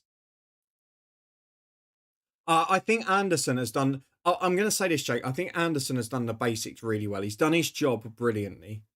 I still feel he's being overhyped by the media. And we still saw the difference between him and Rice when Rice came off at half-time in the last game. Defensively in midfield, we lost a lot of control. I do think he's a very good player. I just think he's getting overhyped by the media a little bit now. Didn't they lose to a hot dog? Dundee 4-0, Clydebank 1-0.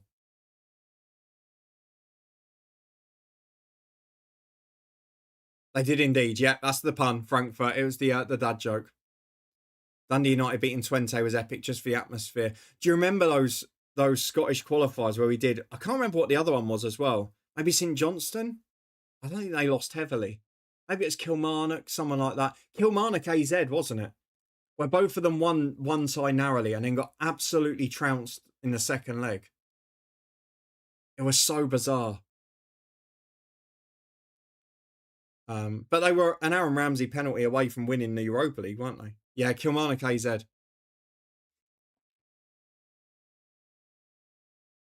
With 14 months left on my contract, Peterhead have offered a 4-year deal. Stay if you're happy. That's always the way. We lost a lot of control, in my opinion, as you replace Rice for Eze. And that's part of it as well. And dropping Bellingham deeper, I felt took some of our attacking threat. I was really surprised that he didn't go for a Rodgers or I know he's not fancying Mino at the moment, but a Rodgers or maybe immediately a James. Next year, Thursday nights be perfect for me. As Sunderland will be playing Tuesday or Wednesday after winning the Europa League this season, eh? Not getting carried away at all there, Jake, are we?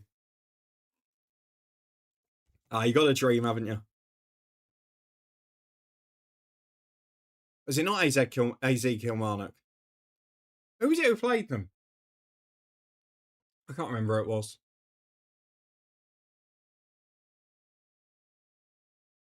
Yeah, I'm just surprised that he went for such an attacking change. Third in the league, so I may not go up, but give me 4 years to fetch the KDM trophy, yeah. Well, they weren't both Dundee United, but so was the other one not Dundee United?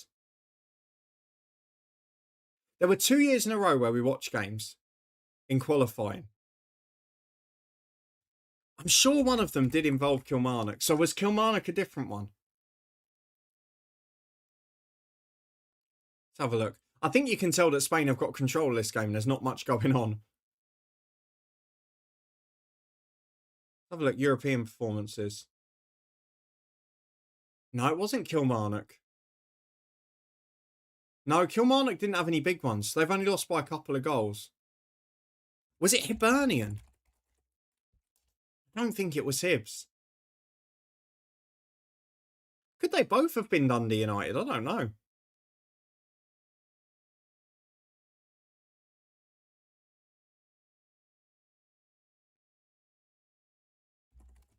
No, I guess you'd remember if they were Hibs. Unless St Johnstone was one of them, but I don't remember them losing heavily. I thought they played Galatasaray, didn't they? Because Galatasaray went down to 10. I think Muslera got sent off.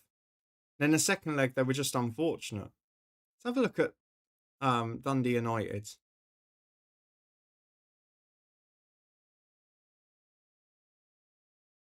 I don't know if the other one was Dutch opposition. Dundee United European results. Let's have a look. Completely agree with Cyber. I was shocked at Eze in truth. I thought he'd bring on James and Mainu. Oh, he did realise his mistake. I'm really surprised that Mainu hasn't played a minute. It's an odd choice, really, but there you go. No, it wasn't. So Kilmarnock had... not Kilmarnock. Dundee United lost 7-1 against AZ Alkmaar. It was 1-0 win and 7-0 defeat. What was the other one? Aberdeen, maybe? I don't know.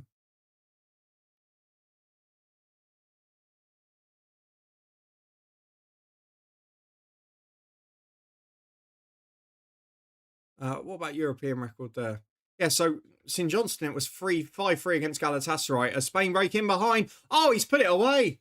What a finish from Pedro Porro. How about that? Spain are on their way. I don't know that I'd say game over against this team, but my words. Spain, I mean, they said it at the start, didn't they? Spain had to be excellent tonight, and France had to be off it, and both of those things have happened. Maybe this Spain Euro 2024 team is finding itself again.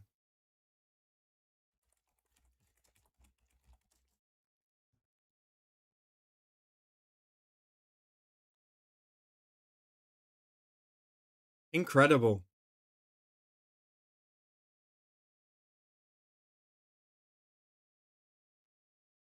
A lot of work for Deschamps now.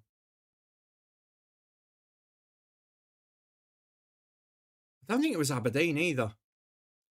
It's a lovely one too, isn't it? I'm not sure about the French offside line. You've got... Is that Koundé who was 5 yards behind the rest? It is. Upamecano again gets... He's so clumsy as a defender. And it's a lovely finish from Porro. Sits the keeper down. That one's not getting disallowed. If anything, it was a foul from Upamecano in the build-up. I tell you as well, Dani Olmo is a really underrated player in that team.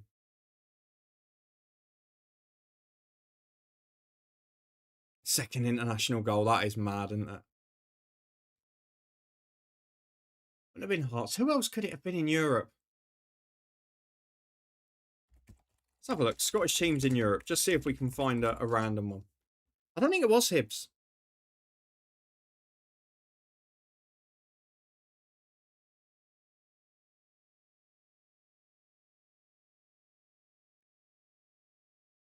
I'm trying to go back a few years to work out who it could have been. Conference League. Could it have been Motherwell? Could it have been Motherwell? I'm trying to find the other Scottish team that lost heavily in Europe in qualifying that we watched. Unless my mind's just playing tricks on me. I'm so sure I remember watching 2 claps in a row.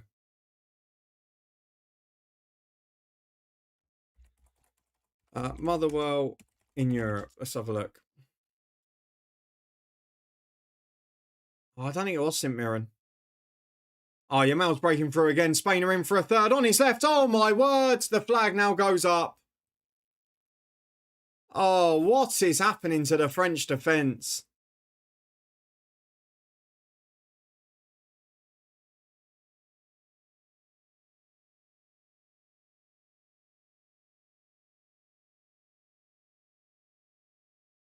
Wow. I'm sure we watched that here. Maybe we did. Yeah, maybe it was that one, Aberdeen. Maybe I thought it was a massive result for some reason. Yeah, Yamal seems to have found his fitness. Then if they can get Williams a half an hour off the bench in the final, if need be, it might be all right, mightn't they? Yeah, famous welcome in. Spain are playing brilliantly. It's just offside. It's half a yard. They played Lanetti back in the day. Wow.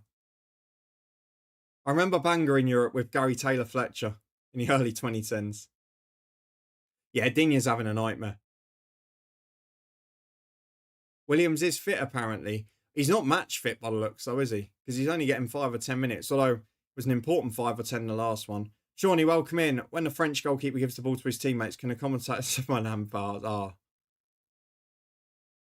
so poor.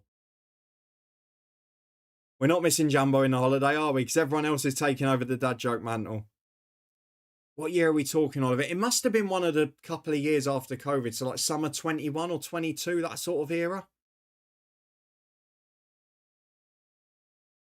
Yeah, I tell you what, Villa won't be feeling so bad about losing him on the cheap now, will they, John? Get him off the wage bill at this rate. I mean, Ian Matson was a ready-made replacement before. Yeah, have they got the receipt is the question. No, I don't think they will have.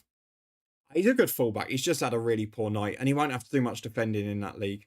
How many people are in the chat? We have got 15 on Twitch and 5 on YouTube. So 20 altogether. Came back as manager of Bangor City indeed. Shamrock 4-1 up, as Aidan rightly mentions. They have turned it round on aggregate now. They are 4-3 up on aggregate. Larne, as it stands, are sneaking through against Traflori. Press send rather than the back button. You won't be the first to have done that. I've done it plenty. Let's have a quick look as well. What a turnaround indeed. Let's have a quick look at the SPFL trophy. Dundee are 5 up. Aberdeen are 2 up. So the second Spain goal, I mean, it was a lovely work move, but poor from Douay, poor from the France defender. Upamecano came tight to Olmo and would have been a foul if it hadn't have gone in. And it was worked through to Pedro Porro, who just sat the keeper down, slid it in at the near post. It was a really good finish, but poor defending from France. They've been really disappointing today. France look a little bit leggy. I'm sorry, Dembele can't get up to support the press there. Queen's Park 2 up at Kelty. Montrose still beating Dundee United. Shock of the night in a minute. Macca's Whittaker Barmy Army are going mad for Stirling Albion. Cove East Kilbride is 2-2. Dunfermline 3-1 up against... Dunfermline 3-1 up against Dumbarton. Clyde 1-0 up against Airdrie. Dundee 5 up. Livingston beating Brechin 2-0. Partick winning 3-0 against Forfar. It's a battle for the top there. 2-0 to Edinburgh. 1-0 to Ayr. Peterhead beating Elgin. Kilmarnock Rafe still level. East Fife beating Morton. St Johnstone beating the Rose. And Larne have just gone 2-1 up on the night. Huge goal. 3-1 on aggregate. Breathing space for the Northern Irish champions. That could be a big one for them again. Yeah, I think most of us did, to be honest. Famous, most of us thought it. Flick at the front post out for a goal kick. They've been really poor tonight. Spain have been excellent. But we all thought France were the favourites coming into this. And maybe they just hadn't been tested because we thought Morocco might be the first one on paper. They didn't really show any level of aggression to try and get into the game. And defensively here, they've really struggled with Spain. Found a search, maybe Hibs or Rijeka. Was it Hibs after all that? I've ruled them out. I didn't think it was them. Hibernian in Europe. Let's have a look.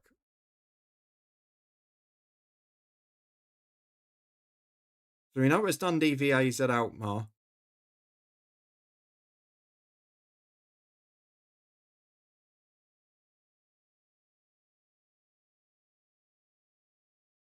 Oh, it might have been that Hibs Rijeka game, you know, where they lost 4-1. I know they lost 8-0 to Villa. We did watch that on camera, but I think we sort of knew that was coming. Wonder if it was that Rijeka game.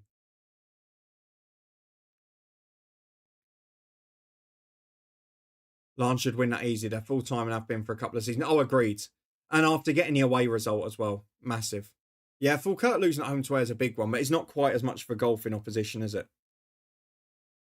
Andy Ryan is a big loss. It's essentially a swap deal, wasn't it? They've done an exchange, Larne and Hamilton.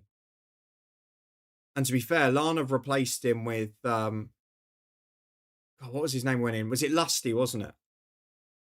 But it's the... by the looks of it, it's the 2 centre-halves that have scored for him tonight. One of them from the penalty spot.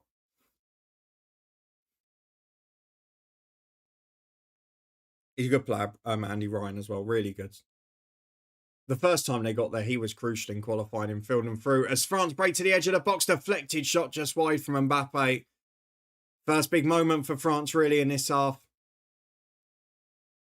It's a great block by Cucurella. We said how good he was in the last Euros, and he's not lived up to it yet. Well, that was top-class defending. Elise on the edge of the box, back to Digne. Elise again. To Doué on the edge, chance to shoot, cuts back on his left, then right again. Chance to get a shot in, but it's blocked. It's low, it's poor. Doué again, though, works in. Back heel towards Elise. Almost committed to the challenge there, Spain. Digne with a cross, back post, easy for the keeper. That's poor. He has had a terrible night. Ah, Famous, thank you for the sub. Appreciate that. Thank you for getting involved. Kevin O'Hara went Salam. Wow. Oh, is that the one I'm mixing up with? Oh, because Lusty was from within the league, wasn't he? Yeah, my mistake. O'Hara's just come on in replacement. I'm mixing my names up again there. They've also got Conor McKendry back there on the left-hand side. Who's a good footballer. Yeah, it was literally half a body. The Amal offside could have been 3. Wales got a lot of nice beaches. Yeah, years ago we looked at going to Aberystwyth, but now I'll have to reserve my trips for Euro 2028 and to tick off the other 2 grounds.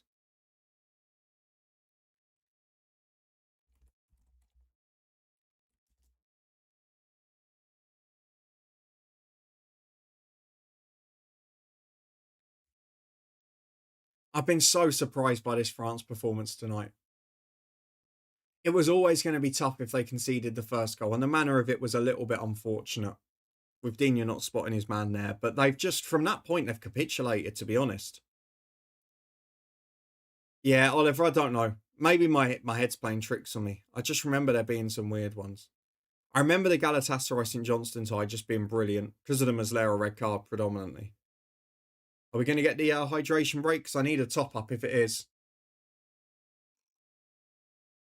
It is indeed. Right. We're going to run and top up the drinks. You guys do the same. We're back in 2 minutes for the last quarter to see if France can produce an almighty comeback because they're going to need it here. See you in 2 minutes.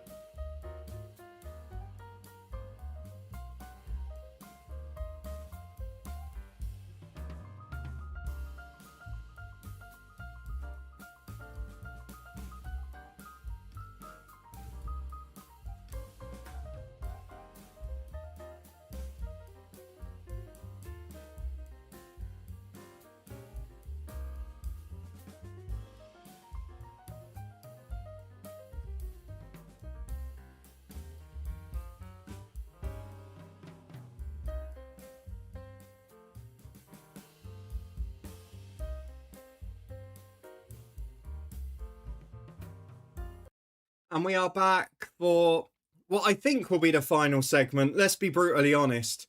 If this goes to extra time and we carry on after the 90 minutes, this is going to have been one hell of a last quarter of the game, hasn't it? So hopefully we're going to see some interest, but maybe not quite too much because we don't want extra time here. We want an early night, given what's probably going to happen tomorrow. Sai, Three Cliffs was nice, lovely. See Sporting smack Celtic 4-1. It's a friendly. And Sporting are a better side. Players will have been away. You can't judge any top teams at this stage because there's going to be so many players away who have not yet come back from World Cup or are involved in transfers or whatever. I wouldn't be worrying about any of that yet. Oh, Oliver, what have you done? He has taken Elise off by the looks of it. Cherky on. Right, we did that one last time. Oh, no, it's one of my least favourite jokes. I hate this one. What is the elves' favourite meal? What is the elves' favourite meal?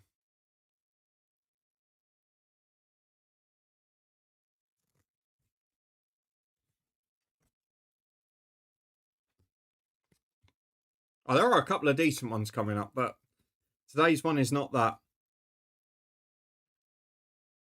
As France playing immediately with a little bit more purpose, yet to have a shot on target in the whole game.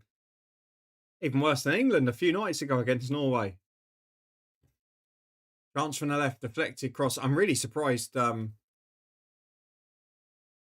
Doué's been this poor since being involved. Spain looking to make a sub themselves here. Is it Ferran Torres, the number 7, warming up?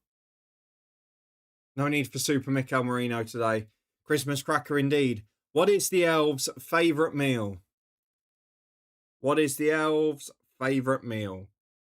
Ferran Torres is on for... Is it Mikel up top? Straight swap?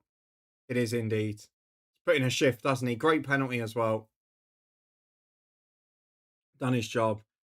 So, what is the elves' favourite meal? One of my least favourite jokes ever.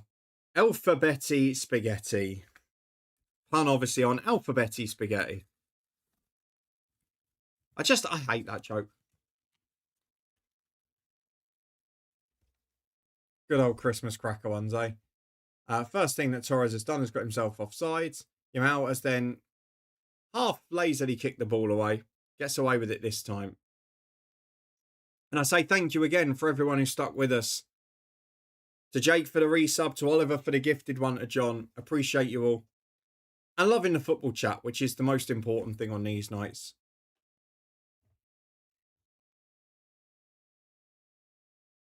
Lana's still 2-1 up in their game by the looks of it. Shamrock still 4-1 up in theirs. Both going through from either side of Ireland at the moment. TNS have gone out tonight.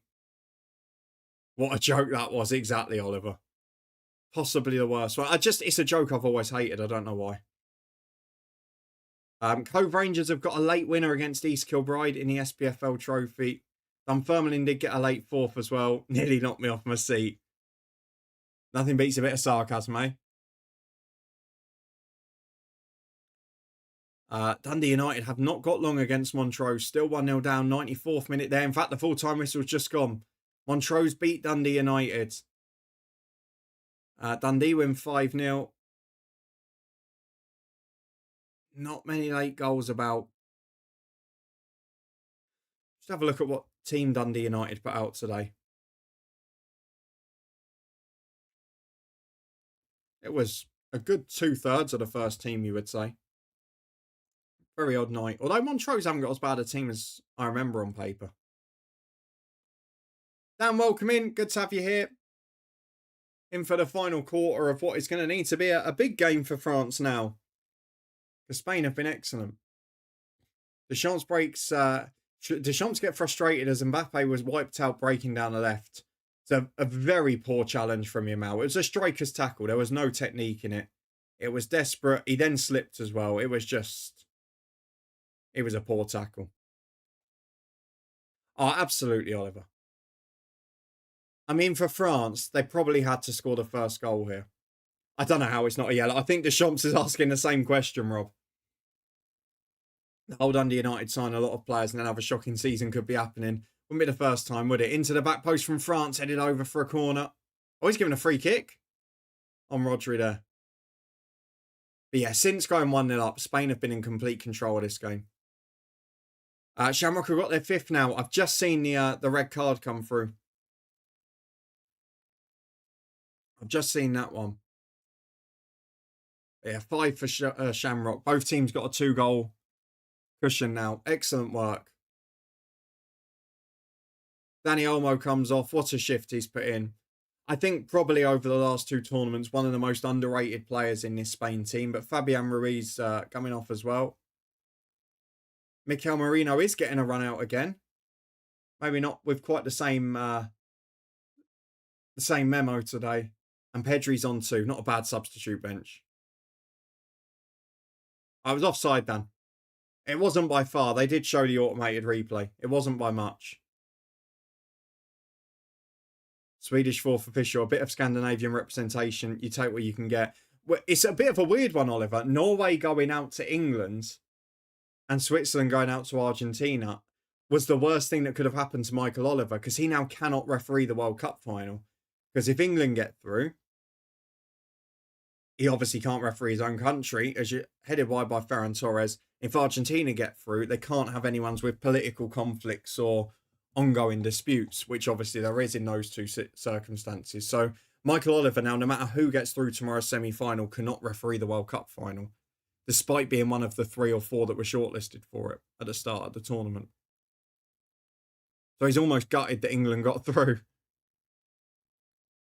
Swedish 4th official. Got to take what you can get.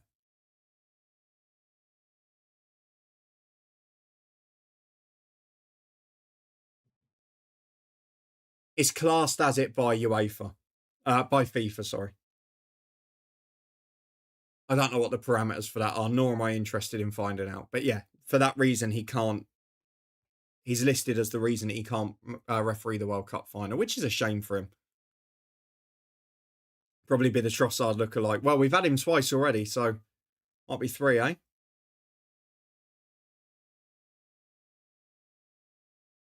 Could get 3rd place game now, I guess. Oh, absolutely. Although if it's 2 European sides, would they maybe give it to a referee outside of Europe? I don't know.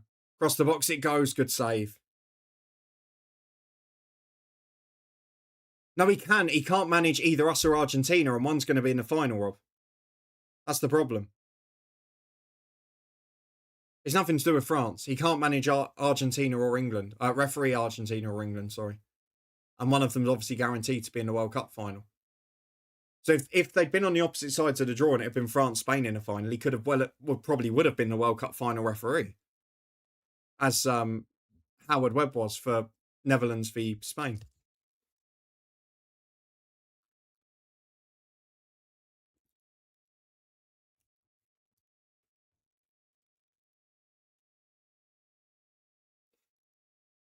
Could get a 3rd place game. Yeah, so I guess if France v...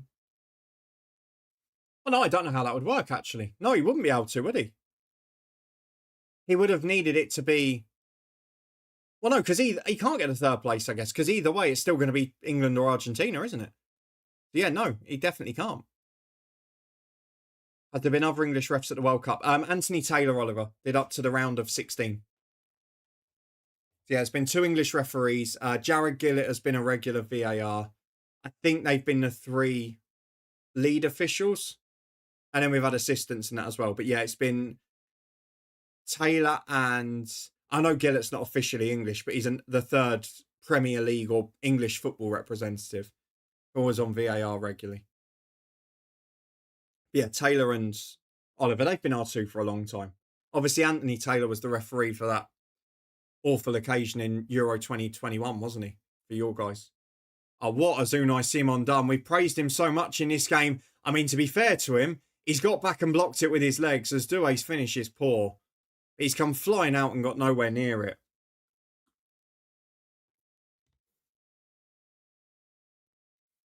Heads it away really poorly to Doué. He gets very lucky that he kicks it straight. I mean, he just jumps and it hits his legs. Spain are going to commit a foul here because they need to make a sub. It's a good challenge from Porro. Do you know what? He's been poor for Spurs for some time.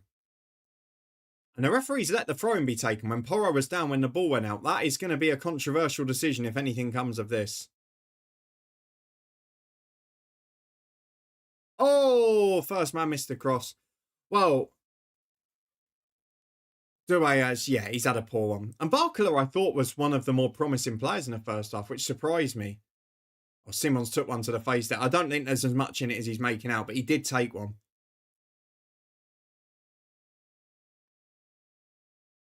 Ref gives a corner. I mean, normally when the player's rolling around like this, you know it's not that bad. But eager Simon, I like him coming out, but that's ridiculous. Yeah, he got carried away. Initially, he does really well here to smother it. He just takes a little bit towards the face. I'm not sure it actually hits his face. No. So actually it hits his hand and his hand goes into his face, but it won't have been that bad.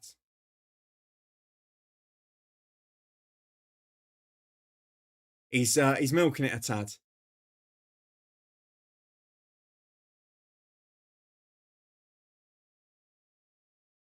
Nico Williams is getting 7 minutes. I don't think this is the worst move here from the manager.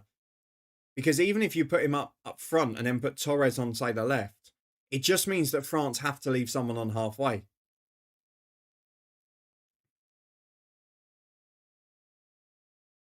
I doubt it, Liam.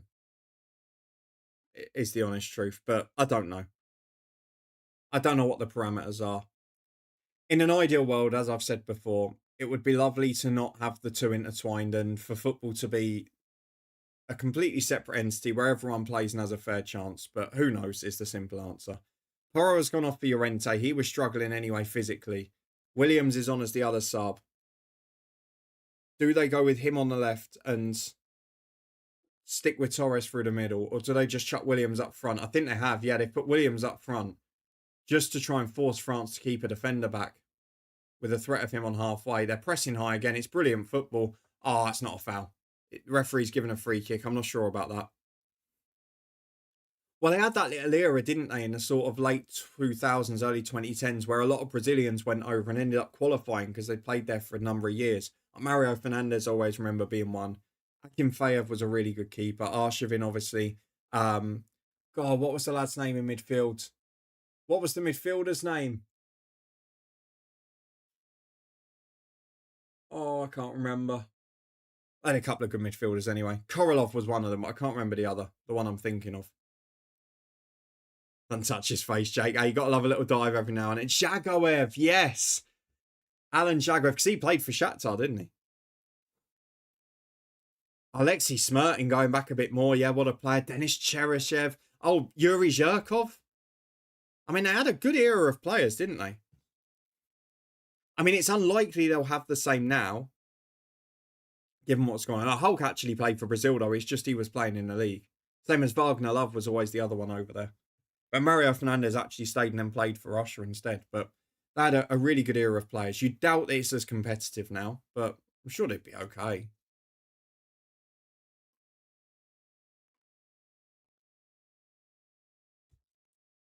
What do you think of the choice of the Jordanian ref being a ref for the final? He's decent. I don't really know. To be honest, Waterford, I'm never one that gets obsessed with refereeing appointments. As I mentioned, Bar, I would go as far as to say that I've watched nearly every game in this World Cup. There's probably, obviously, when there were dual in the last group stage, I only watched one of each one. And bar that, I've missed maybe 6 or 7 matches. I think bar Paraguay, France, I don't think any referee has been awful. I think that's the only truly awful refereeing performance we've seen. Oh, Simon, get up. I mean, it's stupid from Mbappe, but Simon, get up. Seriously. Ignacevic, yeah, what a player he was. And, the Berezutski brothers. Remember them? Let's have a look at this. Oh, he doesn't touch him. Come on. Come on. My words.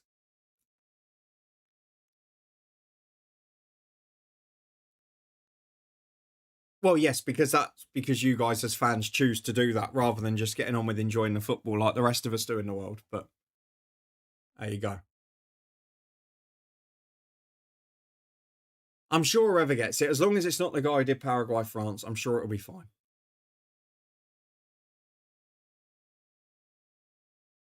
At this level, as today has proven, you can have whatever referee in the middle you want.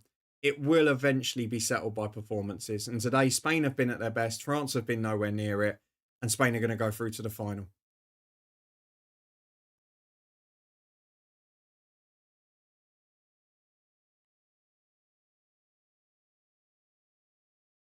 Yeah, I guess Rob, he's bought a few of the little ones, hasn't he? He's bought a few of them that have maybe not had much contact.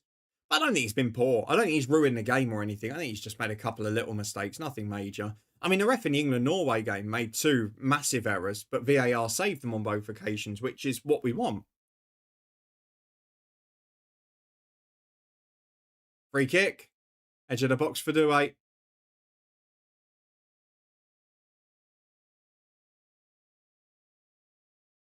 No, I didn't hear anything about that. That sounds awful. I get so embarrassed when I see footballers run around. I just couldn't see myself doing it. No, it frustrates me.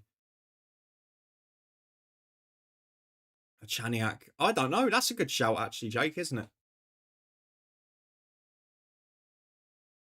And obviously now I presume that the French one we had for our first game and the quarters, with France out now, would he be a contender as well if it's an England final against Argentina or Spain?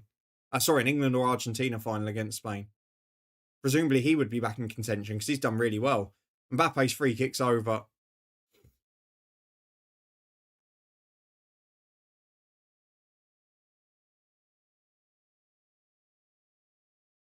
Just not been their night. About the cables, God, yeah.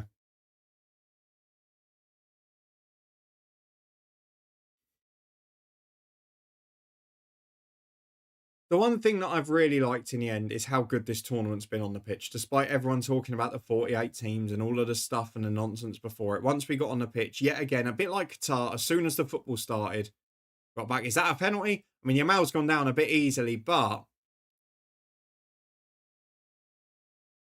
again, France carved open so easily.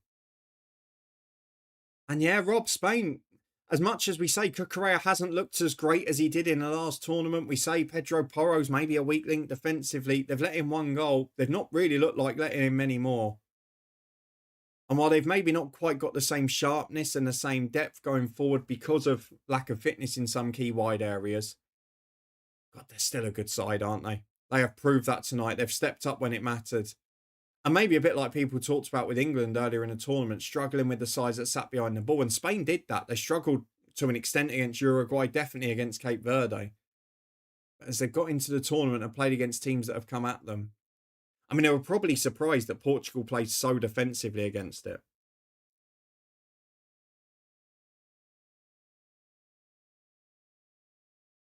Oh, lovely. Well blocked for a corner. Cucurella, that is magnificent. I mean, I'm not a big fan of the defenders celebrating like they've scored a goal, but it was magnificent defending. He's been excellent tonight. Into the back post, headed away well. Edge of the box. France have another chance to cross. They need a goal very soon. How many added minutes are we going to get? To the byline it goes. Cross in. Headed up, not away. We've got 7 minutes of it. France get one now. They still have 5 to find an equaliser.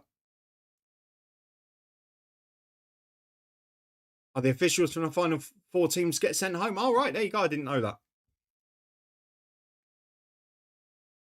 Oh, it's a horrible story, Si. I think it hasn't been that great, but I think it's just the sheer number of games when watching football. But that's why, Liam, and I mentioned it to you before when you've got the choice of games. I go to so many lower league and non-league games on weekends off because then that replaces me watching, say, 2 Premier League games at home. And that's why when it comes to the big tournaments, like I've not seen tons of top level football. I know I still watch the odd Premier League game and lots of Championship and EFL football. But then I am watching a lot of Scottish Championship. I'm going to a lot of non-league games. So seeing top level football is then a bit of a treat still. It almost feels like 2 different sports, if you like. Subjective, isn't it? I get the idea of separating football from politics, but they don't make it easy, do they? No, and that's the point, Oliver. It has been hard at times in this tournament. For me, I only really want to talk about the matches and the football. And look, the politics can be discussed on Twitter and wherever else. But I understand your point. I get that it's hard. But wouldn't it be lovely if we could just talk about what's happening on the pitch? And once we've got to that stage in this tournament, the football's been brilliant.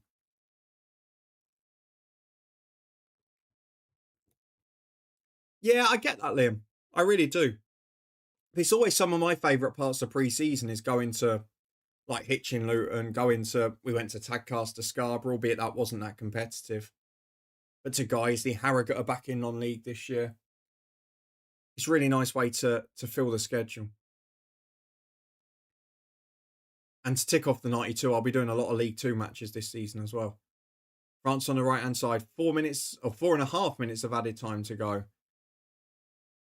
And Cucurella again mops up. For me, he's been arguably the best player on the pitch. I think Rodri's been excellent as well.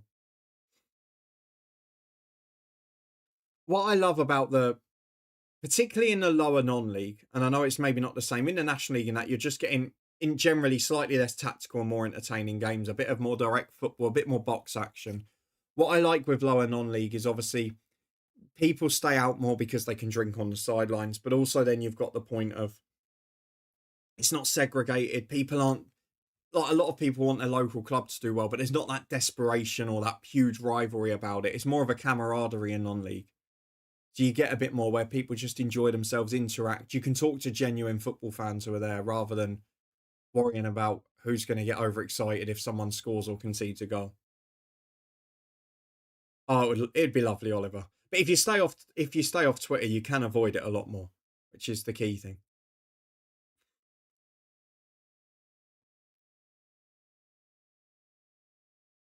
Yeah, I've always made this argument. Waterford is. Are we that desperate? I mean, the amount of times the wire angle's used. I mean, it's used now for penalties, isn't it? Which a lot of people have complained about the newer angle for that. But in terms of like when you're watching a game from the side angles and that, it doesn't add that much to the game, in my opinion. Upamecano, again, he has had a rotten night. Genuinely has been awful. I think he's been worse than Digne, to be honest. And Williams breaks in behind. He's beaten Upamecano with ease and almost beats Maignan at the near post. Excellent from Williams. Almost three. Got a camera pan then. Casillas, Ramos, Xavi and Puyol, yeah, some wonderful footballers. Only game close to me in the next 3 days and 40 miles. Yeah, it's the hard thing. Like when I was in Luton, I was desperate for there to be a game on Sunday or Monday that I could go to somewhere, but not to be. Few choices in the next couple of months. So I've got my weekends planned out. As France break in from the right, saved by Simon, it was simple. So many top games become too cagey because of the money involved or the ramifications of dropping out of the league. And that's where I think the major international tournament side maybe offer something a bit different, is you've just got that national pride. And the games that are a bit more cagey, like Cape Verde trying to cling on against Spain, they are ones that generally bring intrigue, a bit like an FA Cup tie of that ilk. Whereas the Premier League has just become such a tactical chess match in a lot of the top matches, especially between sort of the top six and that. It's almost a relief when you've got a lower team against a big hitter at home or something. Yeah, and obviously there's still a lot of money floating around in the lower leagues, Waterford. There's no doubt about that. But you do still see generally a lot more aggressive games, I would say. A lot more teams looking to win the game, less fearful of losing perhaps.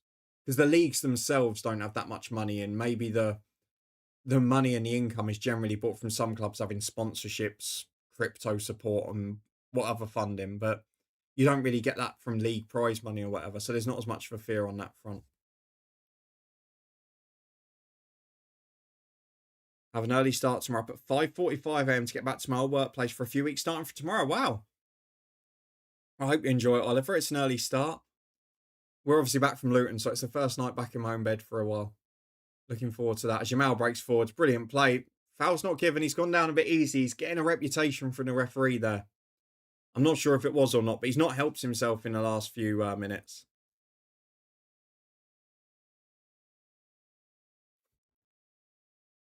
France breaking from the left with Dembele. I think it's probably too late now anyway. Simon punched it away comfortably. Will be very, as I've basically slept till 10 a.m. every day for the last 2 months. Oh, the luxuries of being young, Oliver. I miss those days. Mbappe from miles out over. Sums up a very poor night for France. See if we get another view of this Yamal one. Yeah, the Spain manager is finally celebrating now. Very hard, yeah. I'm sure it is. It's just been a really poor night. I think all three of them, Mbappe, Elise and Dembele, have had poor nights. I thought Barcola looked the biggest threat of the lot, and he got hooked. Spain have won by 2-0. And after the penalty, I'd probably argue that was about as comfortable as a World Cup semi-final would get. A really surprising night at the office. Deschamps having a go in the ear of the official, but the officials have not changed that tonight. That was a really poor France performance. Yeah, look, take away the bias, and I know that the Scots are incapable of doing that apparently in the chat, but I do think it's a 50-50 game tomorrow. One example of a silly spending amounts is Hednesford. Yeah, absolutely. Obviously, Birchie's mentioned that he follows them quite regularly. Real Bedford have been coming through the leagues trying to chuck money and crypto promises at everyone.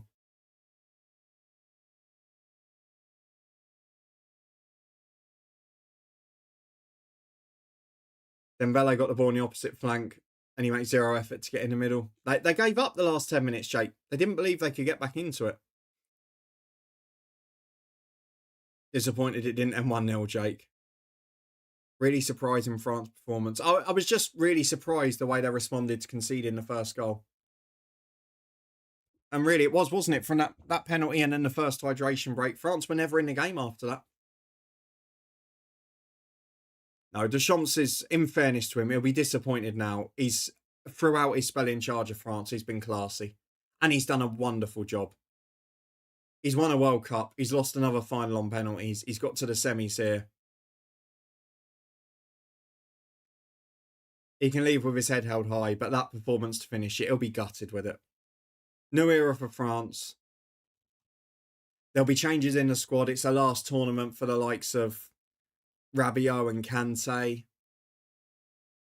Perhaps a couple in that defence on the bench as well. Intriguing.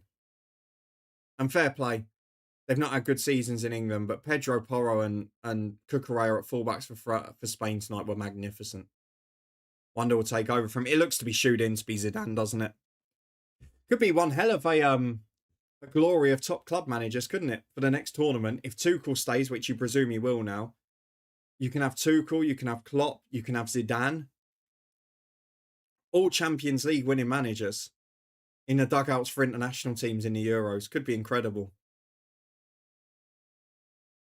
Please gamble responsibly, Oliver, even if you're certain it's going to happen. Deschamps did say they were favourites, Waterford, but he wouldn't have believed that in his head. He'd be saying that to try and ramp the pressure on.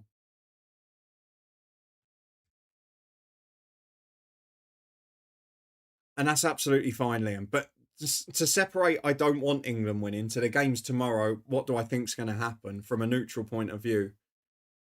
It's a 50-50 game. I can understand people who don't want England to win. I can understand people who don't like the way Argentina play and don't want them to win. But from a purely football objective point of view looking now, it's a 50-50 game. No one will be surprised if either team wins that match. Anyway, I think we're going to leave it here. Obviously, there's no live stream tomorrow now because it is England in the semi-final. If England lose, we will probably be here on Sunday night to watch Spain v Argentina. If England get through, there will be no live stream on Sunday night for obvious reasons. And we'll set out a schedule later in the week for what we're going to do moving forward. Once we know what European qualifiers are going to be on free TV and that next week with Hibs, with other things and such, then we'll work it out. I see, Waterford, you say that. And Liam, I find it hilarious. Like a week ago, you were saying that the tournament was being planned all out for England with kickoff time changes and things that we didn't even want. And now it's Argentina. So, look, I'm not worried about the refereeing. The best team will get through on the night. And fingers crossed for us, that'll be England. And more importantly, I hope it's a really good game of football. We'll wait and see whether it is or not. But for now, I'm going to leave you there. Spain are into the World Cup final. Ayan Star, thank you very much for the follow. Spain are into the World Cup final with a remarkable performance. Really dominant. And this manager is writing his way into the history books after winning Euro 2024. He's in the final of the 26th World Cup. Not bad going, that is it. Let's go and find somebody to raid. Is anyone playing FM? I don't think they are. So we're just going to go over to the Absolute Football Podcast. I want to see what they're doing. But thank you very much for being here. Thank you to Jake and to Oliver for the resub and the gifted sub.